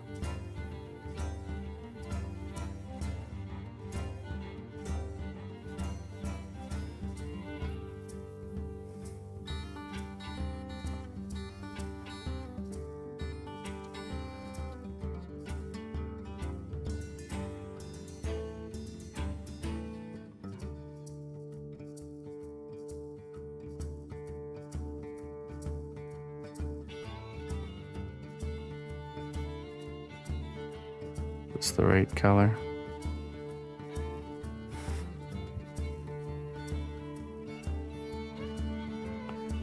I'm not sure.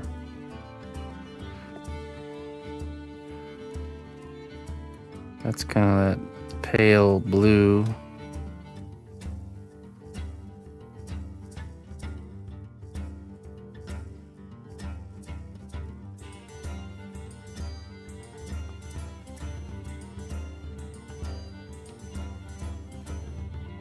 That's not the right color. Red. That one is red.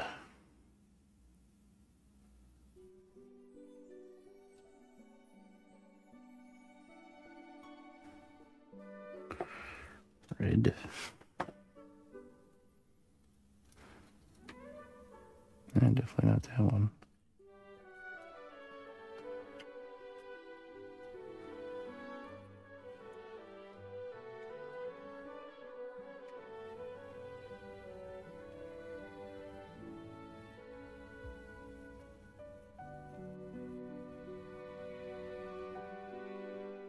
Orangey.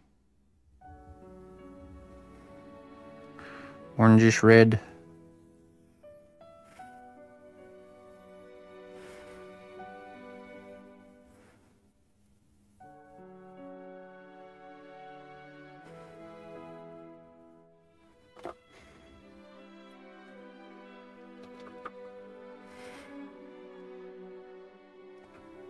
bet these ones are red too.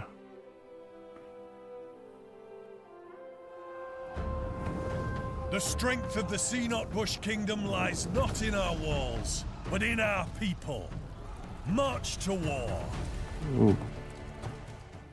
It's kind of that ice blue color. That might be the winner. Ah. Darth Kitties. Hey, thank you for the raid. Welcome. I'm not having troubles. I'm right here.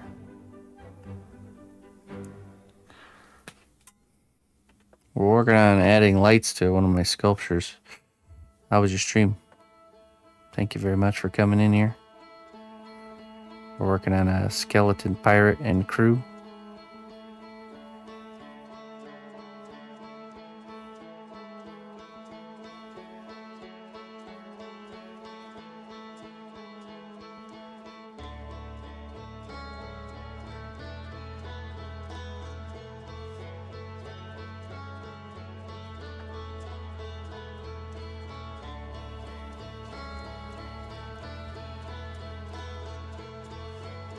Oh, really?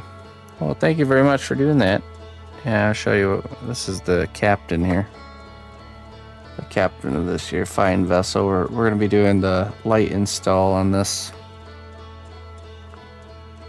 That's the game plan.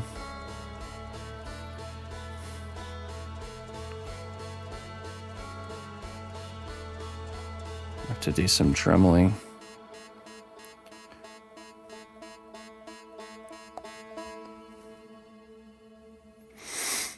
I wonder if we should do that dremeling stuff.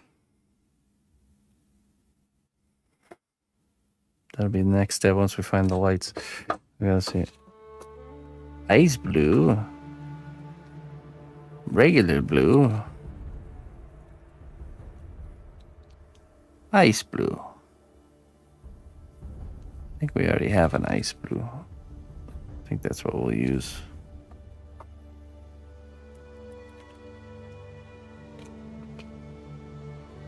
Let me just check.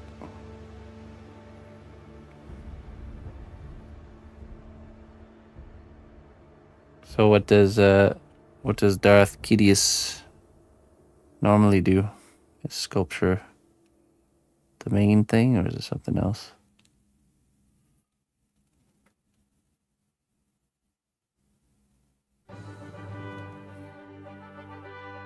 Ah, yeah, it's very icy. I know it looks gray to you, but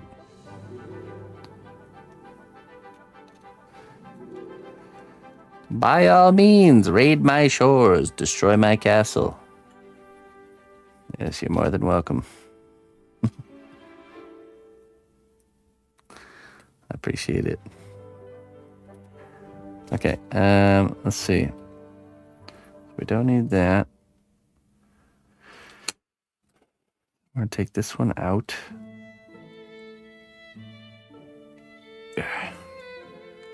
That's gonna be a pain to get out, isn't it?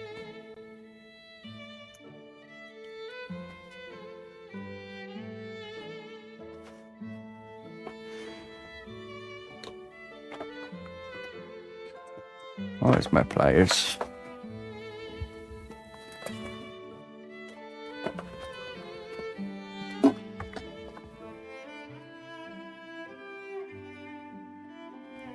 Oh, yeah? Was it your first?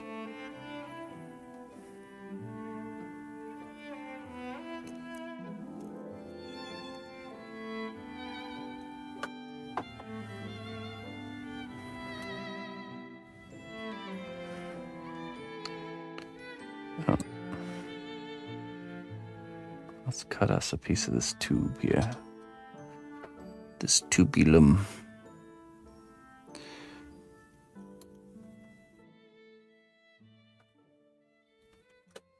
Yeah, oh, okay.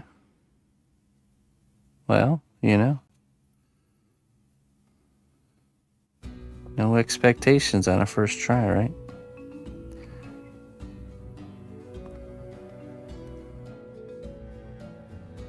if you're curious to learn my ways of doing things, I actually have full start to finish tutorials available for free on my YouTube. Check it out. Got how to sculpt a robot, how to sculpt a woodland gremlin, and how to sculpt a dragon currently. Very intensive start to finish projects. Hey, what's up, Red Drum? Okay. We'll probably need one, so this will get for the eyes and then one more for the chest cavity.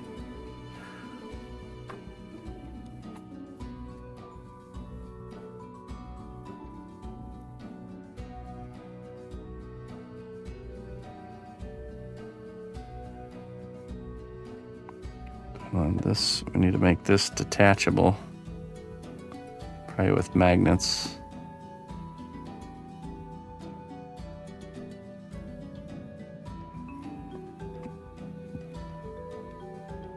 Okay, now let's do some dremeling.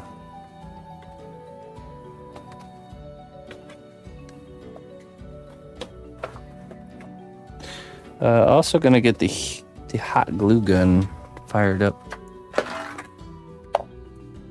Oop. How's my daughter? She's doing good. She's doing good.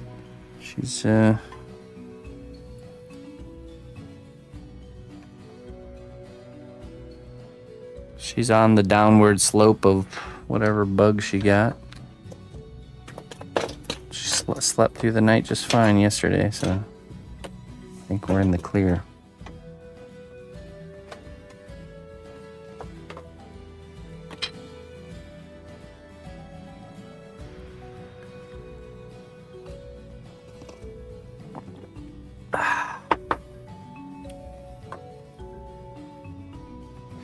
All right, and then we need, let's see, need a type of burr here for the Dremel. No, this one will probably do.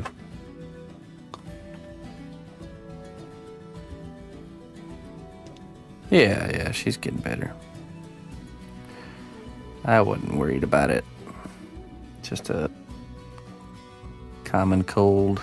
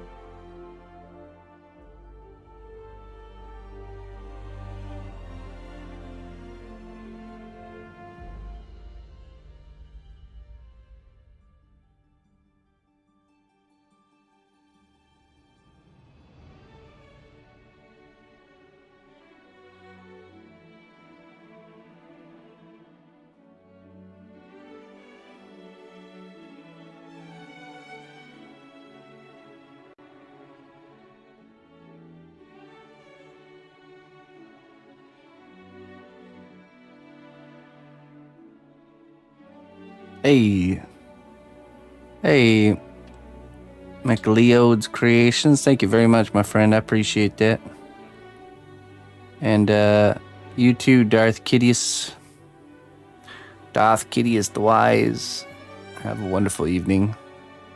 I shall definitely go check out your work. Actually, you know, let me give you a follow now so I can remember.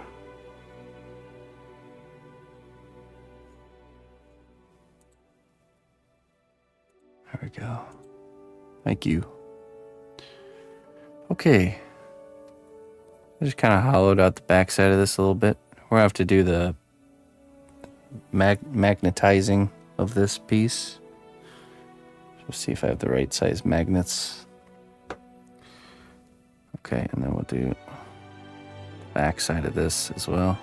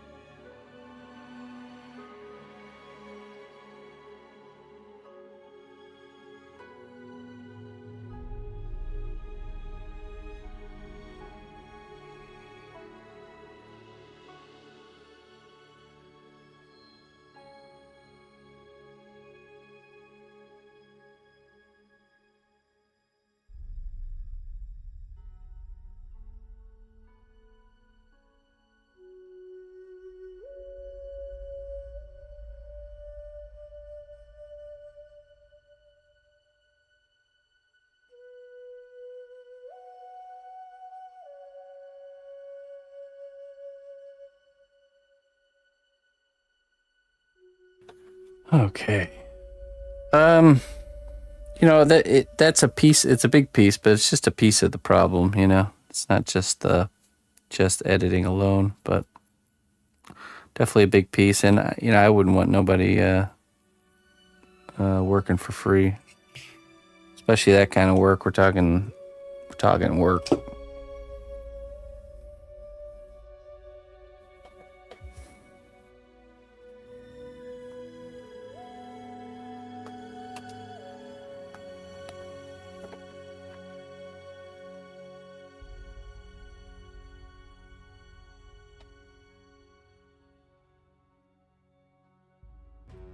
Just got too many irons in the fire already.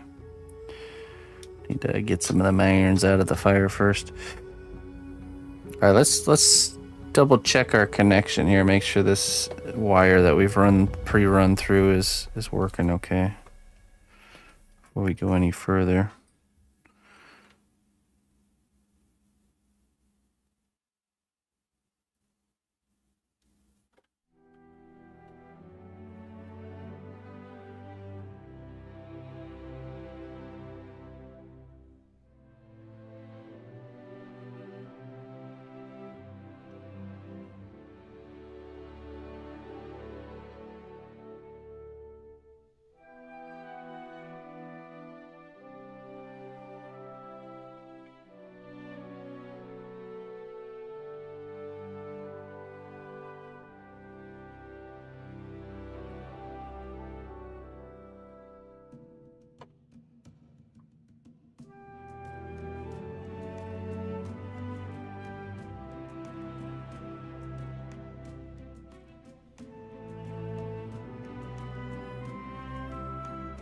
All right, we're good. Good.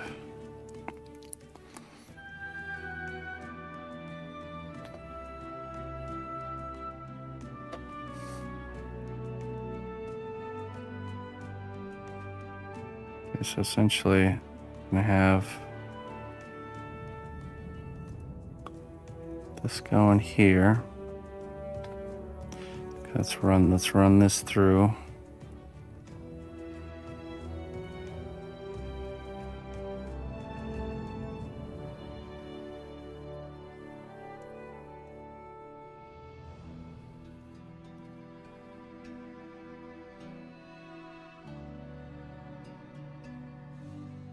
He's crying. Ah, ha, ha, ha. Anime cry.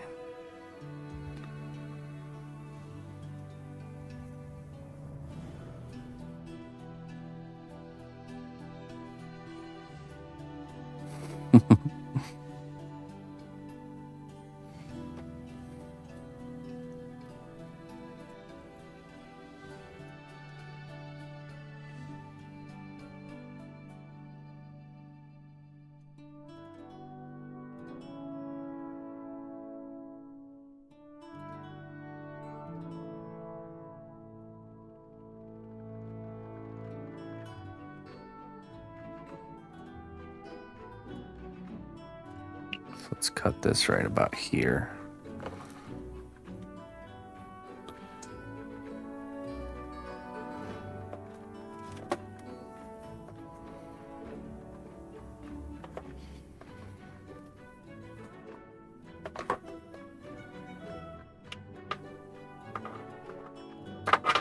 Okay.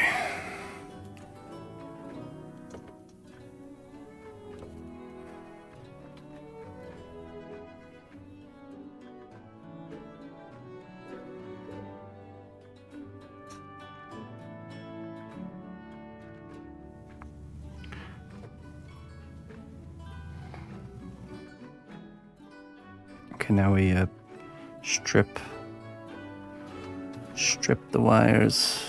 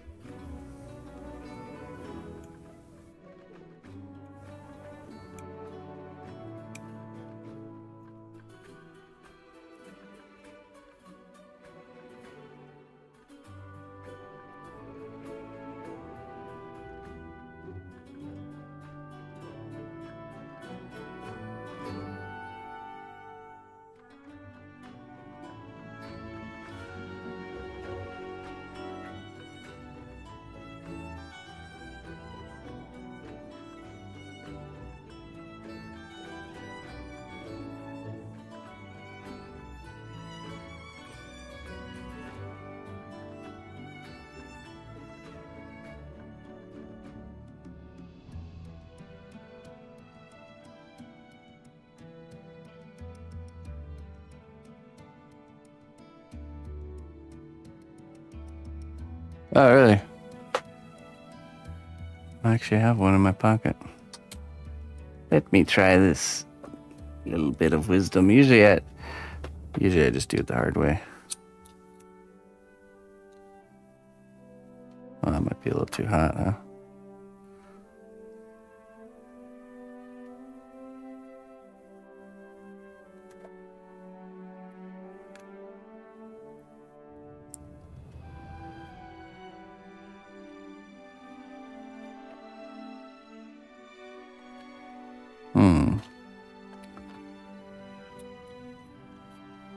I have to do it sooner.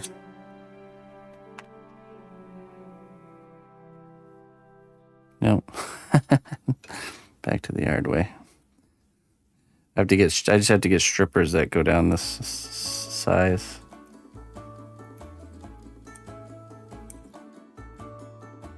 This wire's really small stuff.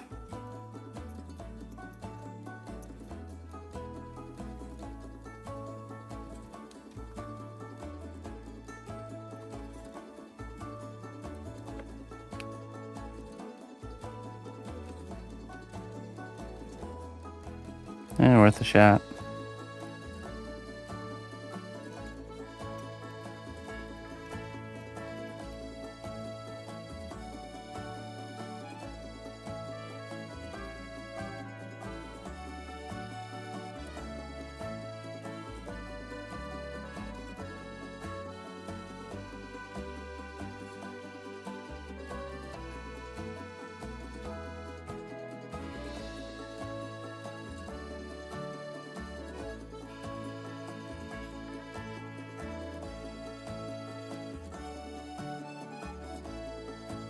Come on.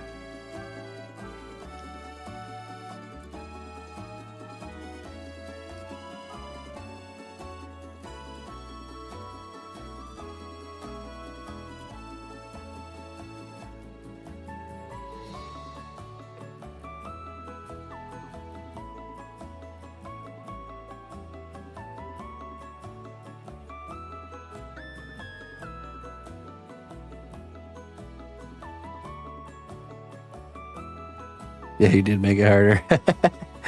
Nice. It's okay. It's my choice to listen to you.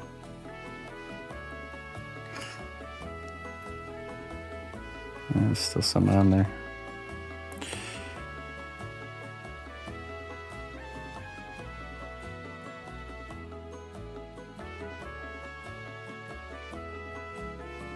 Aha.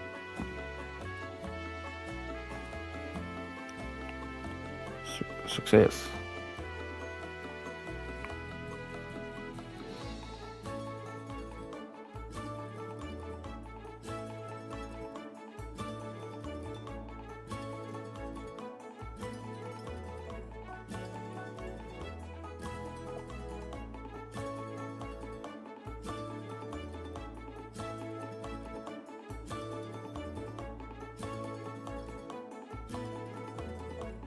We learned lighters aren't the way. In this case. Many other cases, yes, but not this one.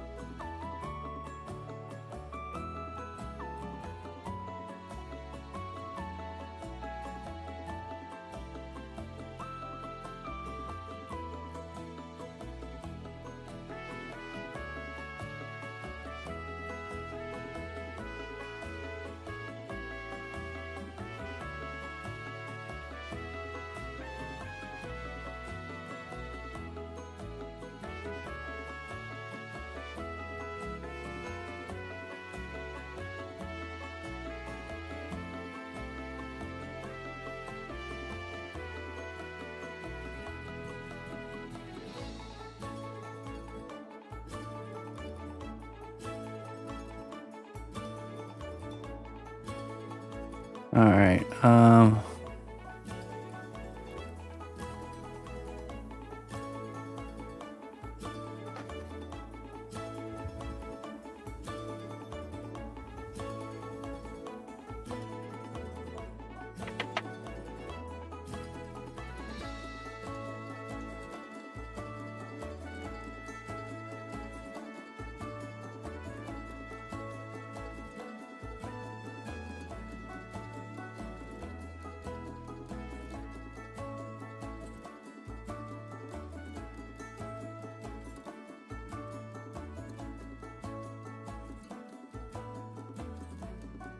I think I'm trying to figure out the best strategy to positioning these fiber optics and getting them to stay where we want the character to be looking. I think the best option might be to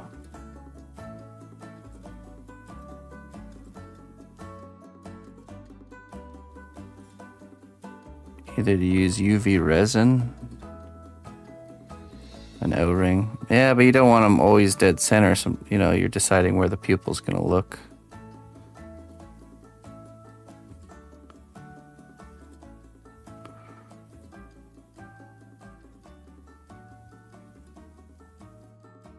Oh, eye spring.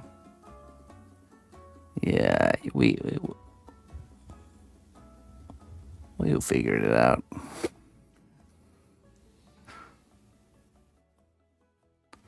Poor spring. I do like that color. Okay. Yeah, I'm thinking if we hold it like this and then we use UV resin to kind of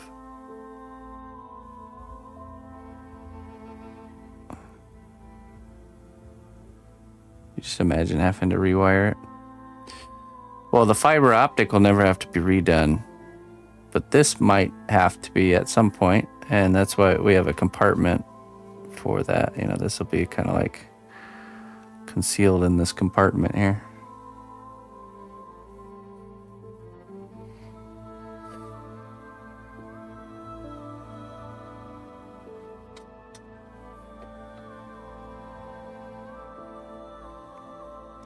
Okay, let's see.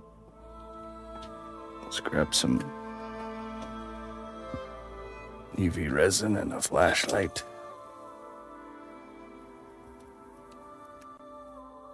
Wait, that's wrong bottle.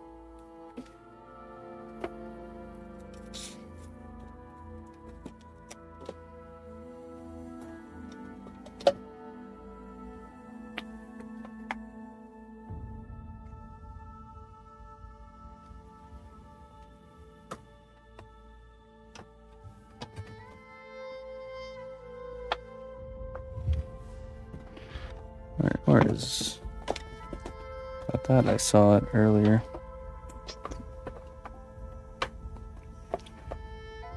This workshop needs a good session this weekend.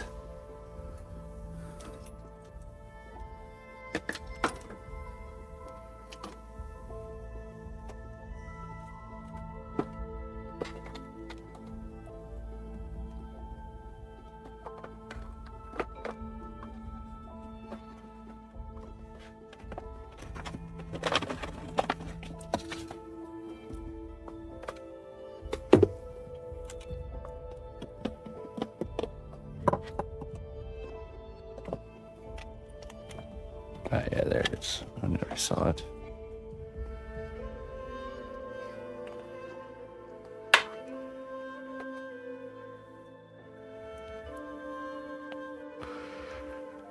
All right. So I think it'd be easier to do it now before we cut it.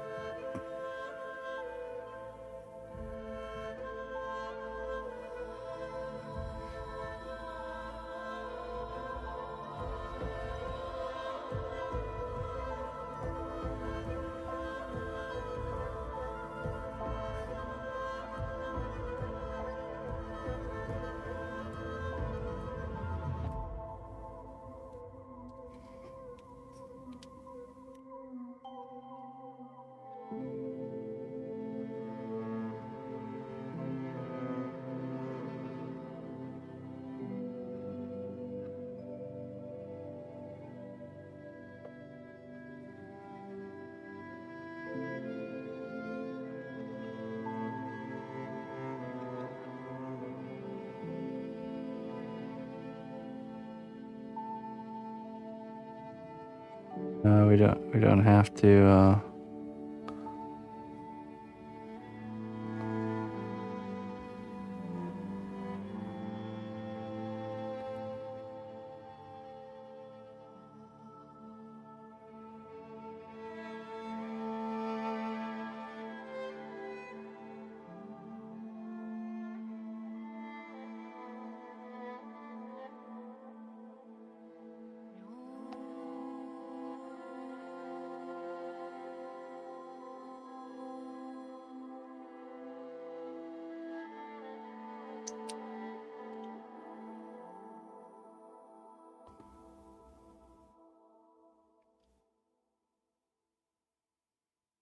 Yeah, once you hit it with the UV flashlight, it solidifies.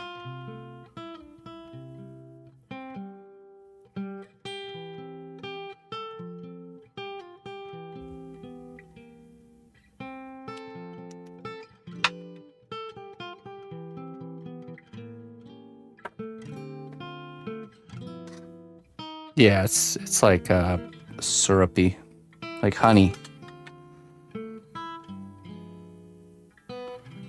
Okay, and then we'll cut our way down.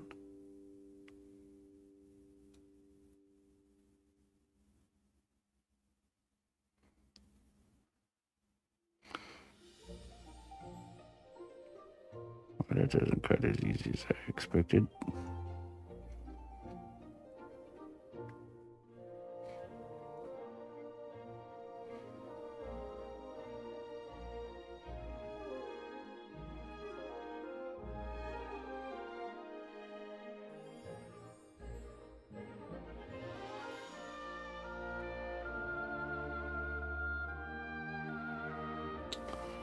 All right, let me get a fresh blade.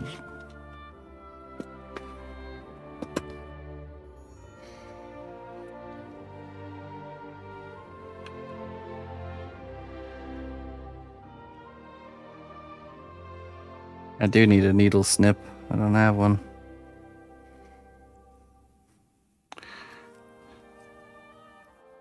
All right, those nice little tiny little hobby snips. I don't have it. We will make the best of what we do have.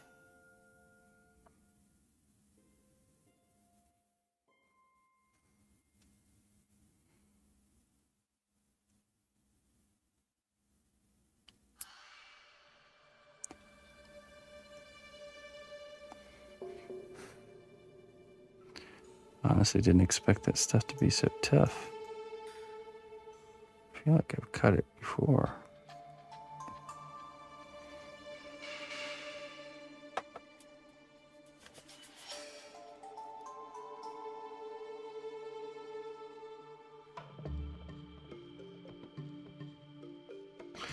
Oh, you know what? Yeah, that works.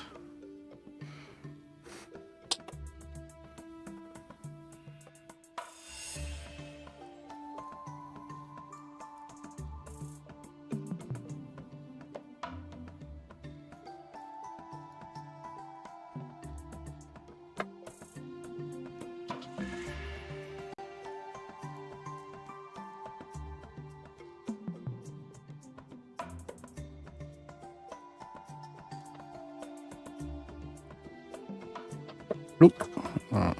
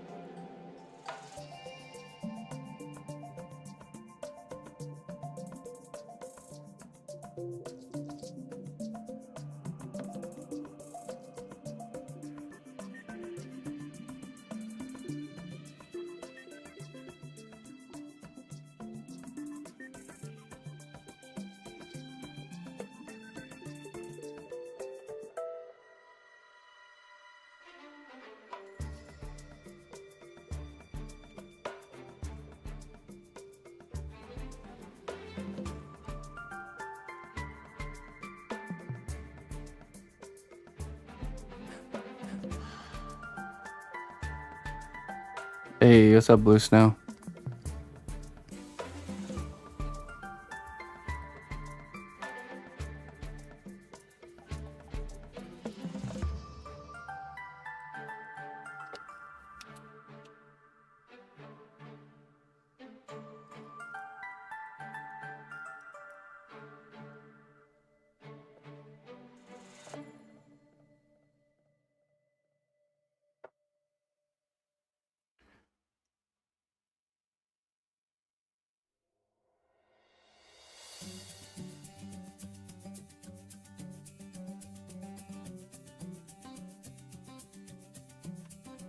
See if this one pops out just as easy.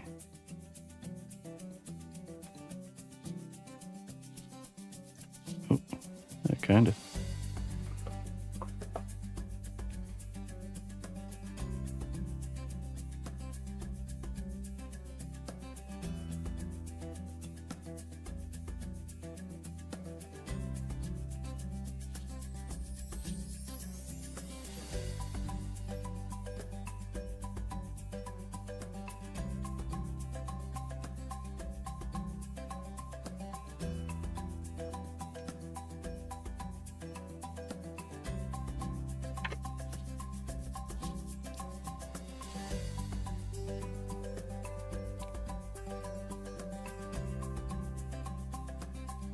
Should, yeah. What's that?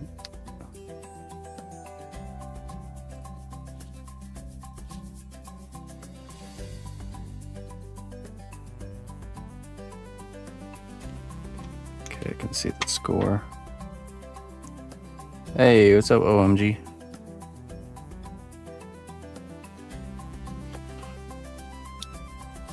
Welcome. Thanks for the raid.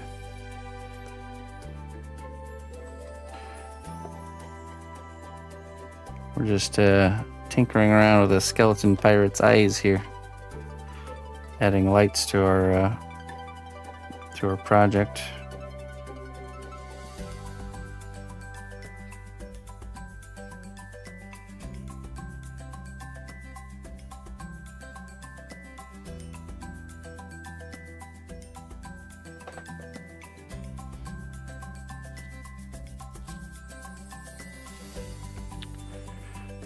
Yeah, I feel like it needs to be cut shorter, definitely.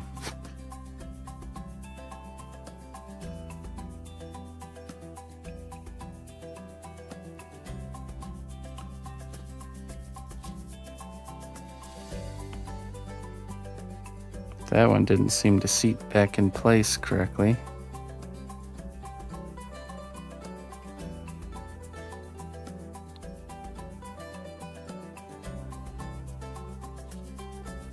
You don't mind it? The extended lights?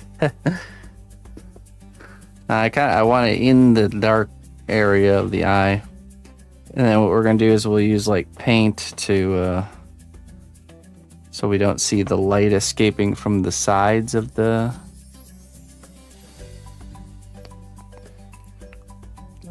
fiber optic.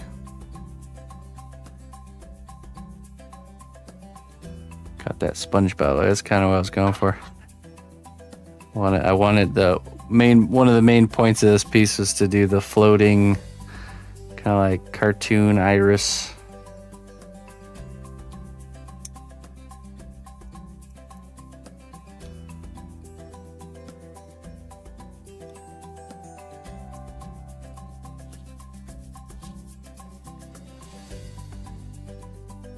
There's no way I can cut that though.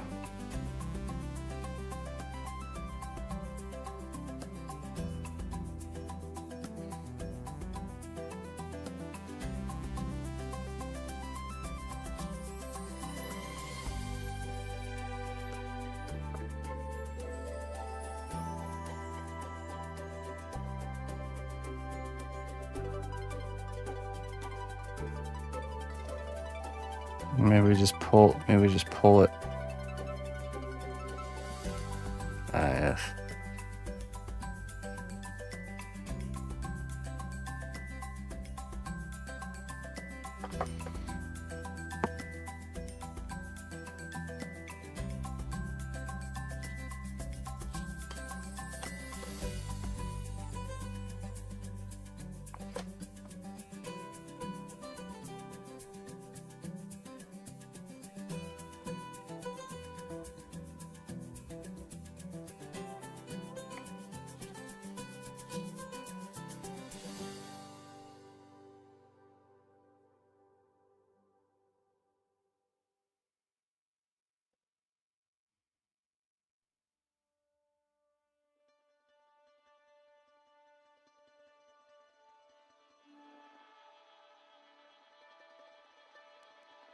No, you.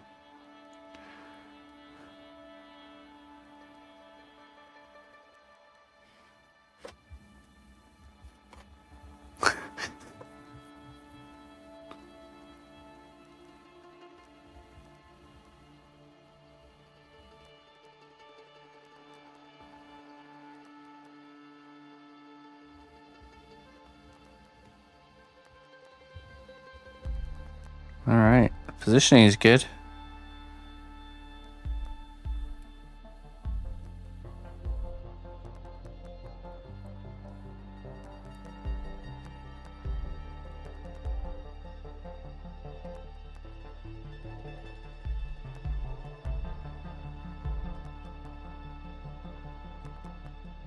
Gonna tack it in with some UV resin.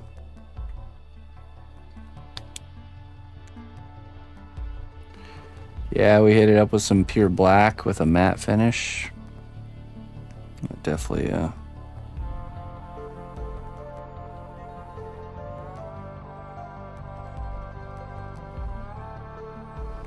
also UV resin that from the back side to make sure it's really not gonna go nowhere.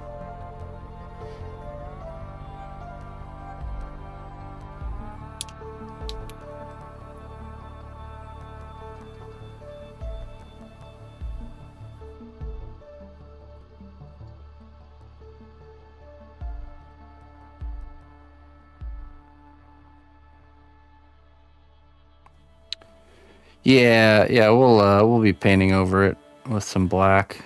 And then we'll do a matte finish. Okay, let's do the back side now.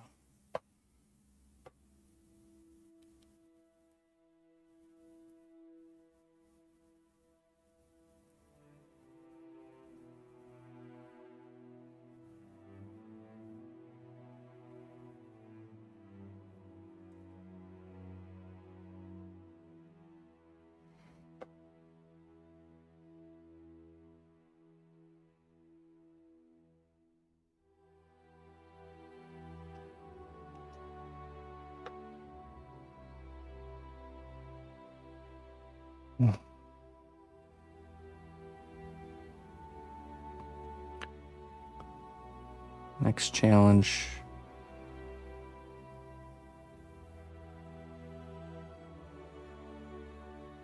Is the chest cavity light.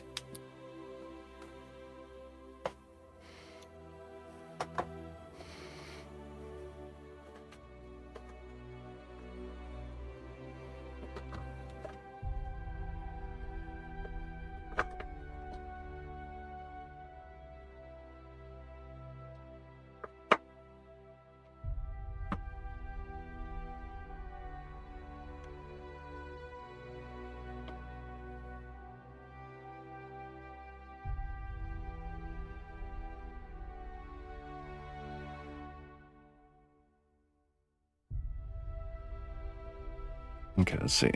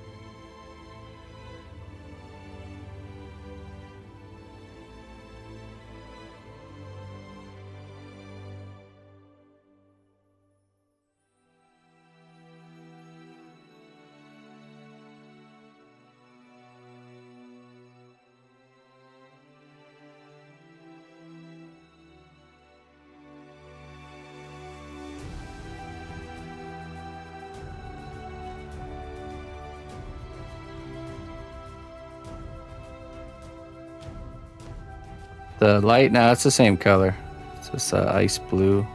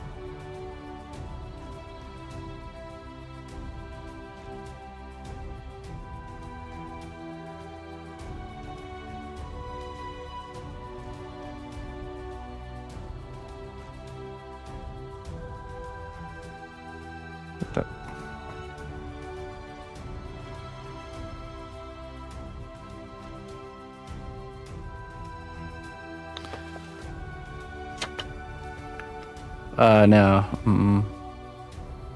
Well, let's just see how the chest is looking there. Hey, that's what I was thinking.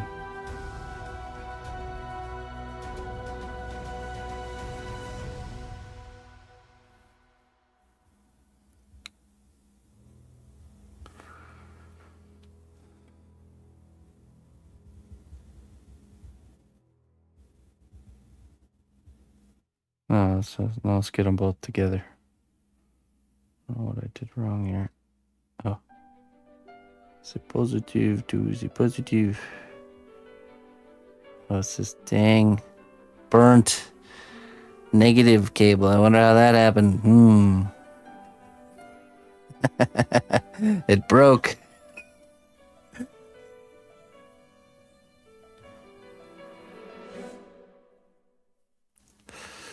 Skill issues.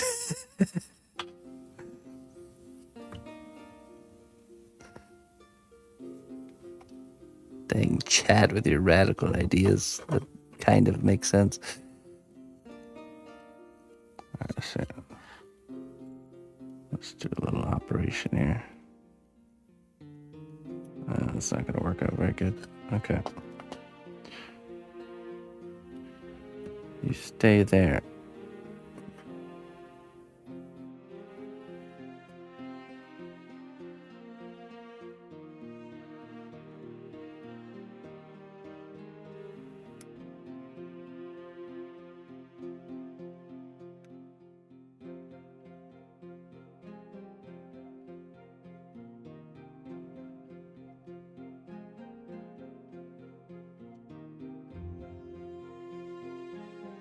Didn't help that I trimmed my nails short there.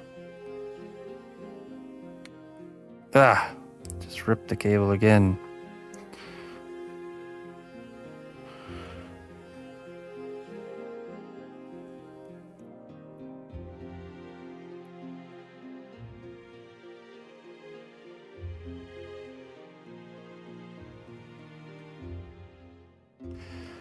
What kind of coating do they put on this thing?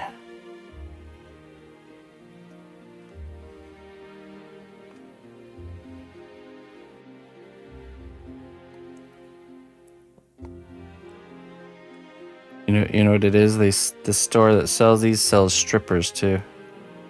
They're punishing me for not buying their strippers.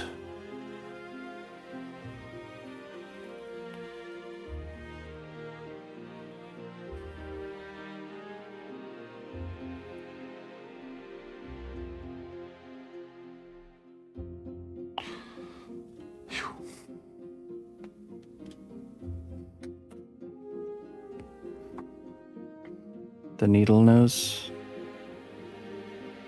Wait. Who's recommending this here? Wait a minute. All for your tricks again.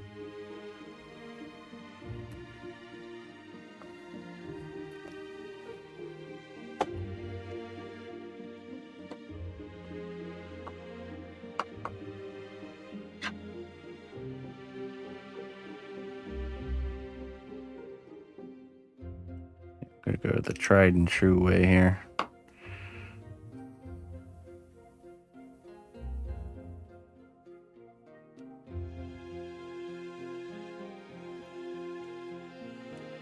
Ah, yes. Very good. The flay method. Laid wire method.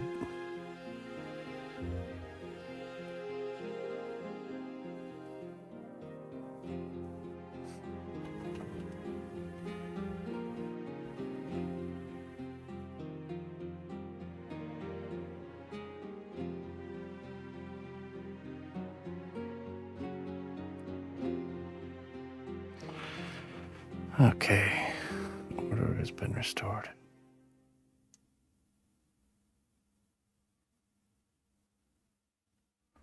Hello there, Mr. Bango Bongo. Now, there's the full image. Just imagine we do create less glare in the inside of the eyes.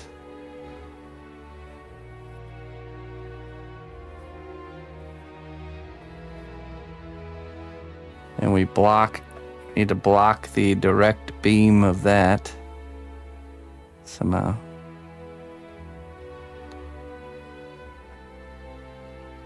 Now I get to seal my exposed wires. No, we just leave it like that. Just put a bunch of super glue or some hot glue back there and call it a day. That's Clayton's problems. Okay, see. Might want to mess with the positioning of this.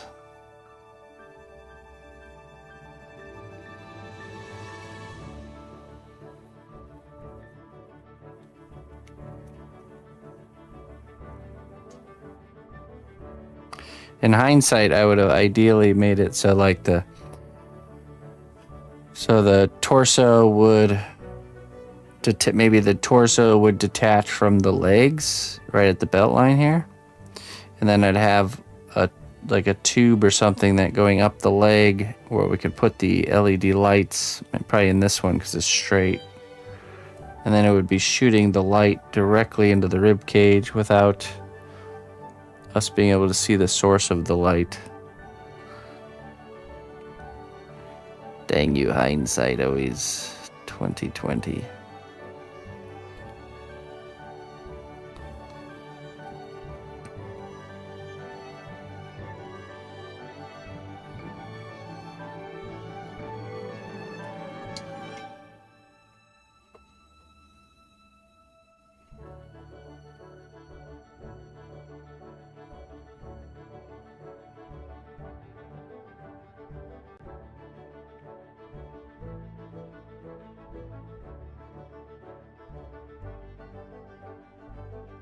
Oh, coming cool.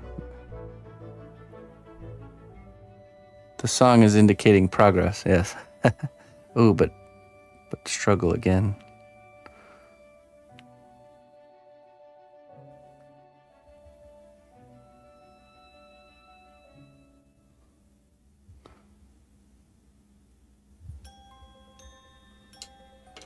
Yeah, but is the source living in his liver or his kidney, whatever organs right there? It could be the liver. Not a bad idea. No, I don't like seeing the source of the light. It's always better when you can't see it, I think. Let me see. Let's get this a little bend here.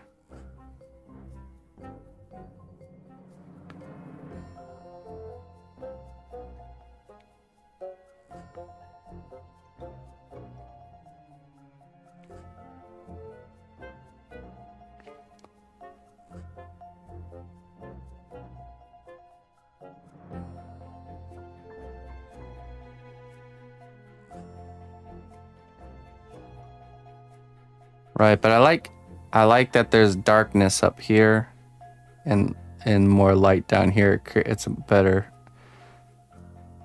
looks better in my opinion.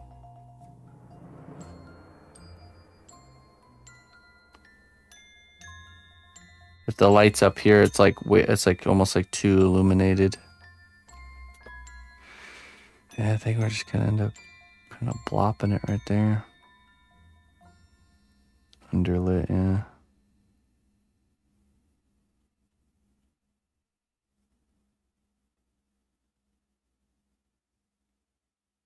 Can you fade out the LED? Yeah, just fade it. I'm just gonna turn the opacity down on the layer.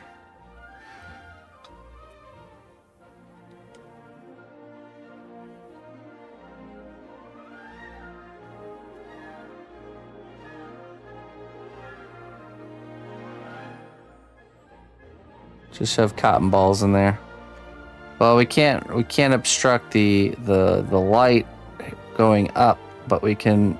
Yeah, I think we'll end up obstructing the light here in the, just kind of in the front area somehow with some cotton.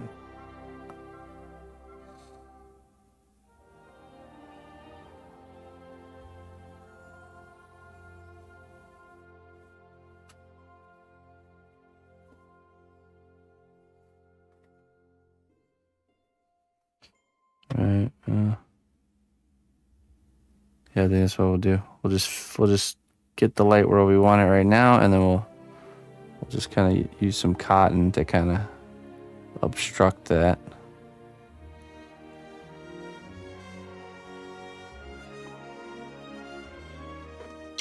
That'll be pretty good.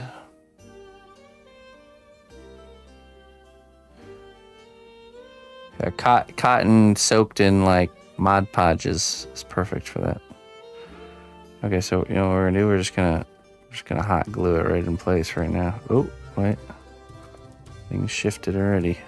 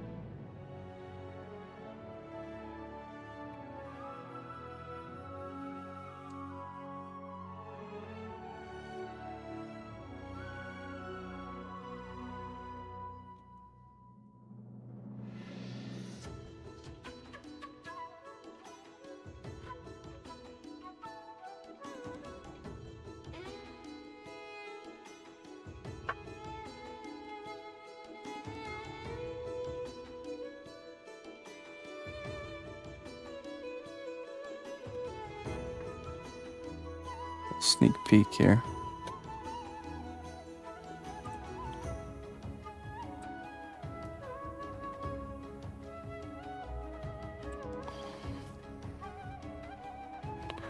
I can see it already.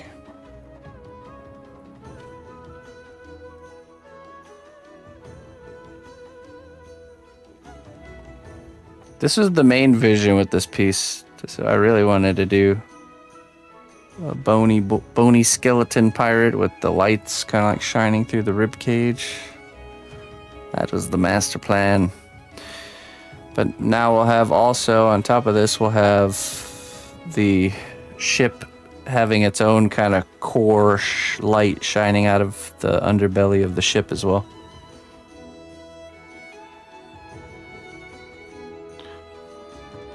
Okay, well, we will have to leave it there for now, folks. I gotta order a lot of different things.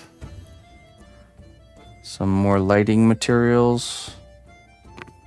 Some more driftwood brown paint for the boat.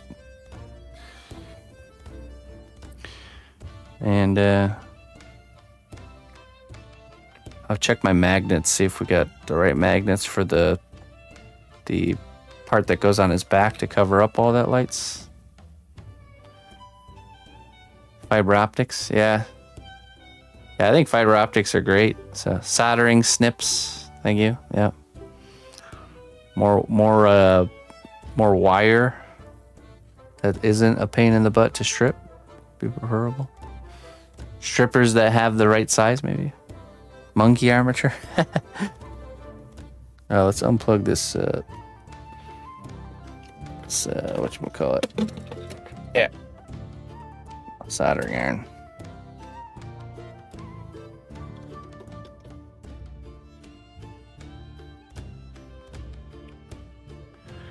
We have lights. Okay, there we go.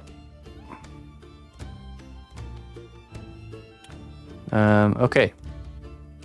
Well, thank you all very much for joining me this evening. I'm going to get on out of here, and I'm going to get some rest.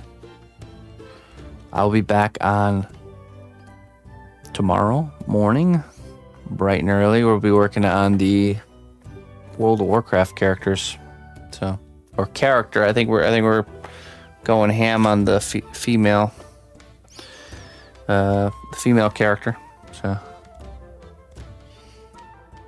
that'll be fun. We got our head and ears done, and I think we're gonna do the horns and maybe the neck. Get the head attached to the body, and then start doing some. Yeah. By rest, I mean do other work in the workshop for probably about another hour and a half. I'd like to rest, but I don't know. It's too much to do. A very tight schedule, my friends. Very tight schedule. Okay. Let's find someone to raid. Let's see here. Time for me to start sculpting tonight. Oh, yeah? Begin. I have a schedule to maintain.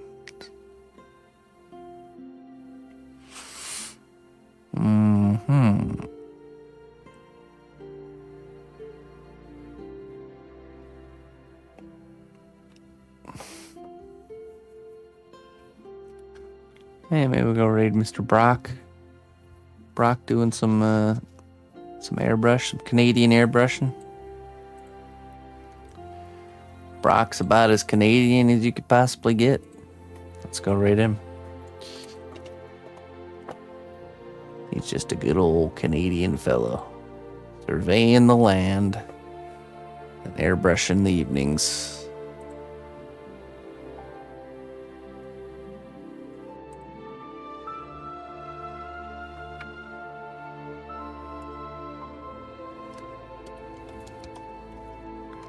I have from the lights. It feels like I've just been staring at lights this whole time. Because I have been. Alright. Till next time, friends. Bye-bye.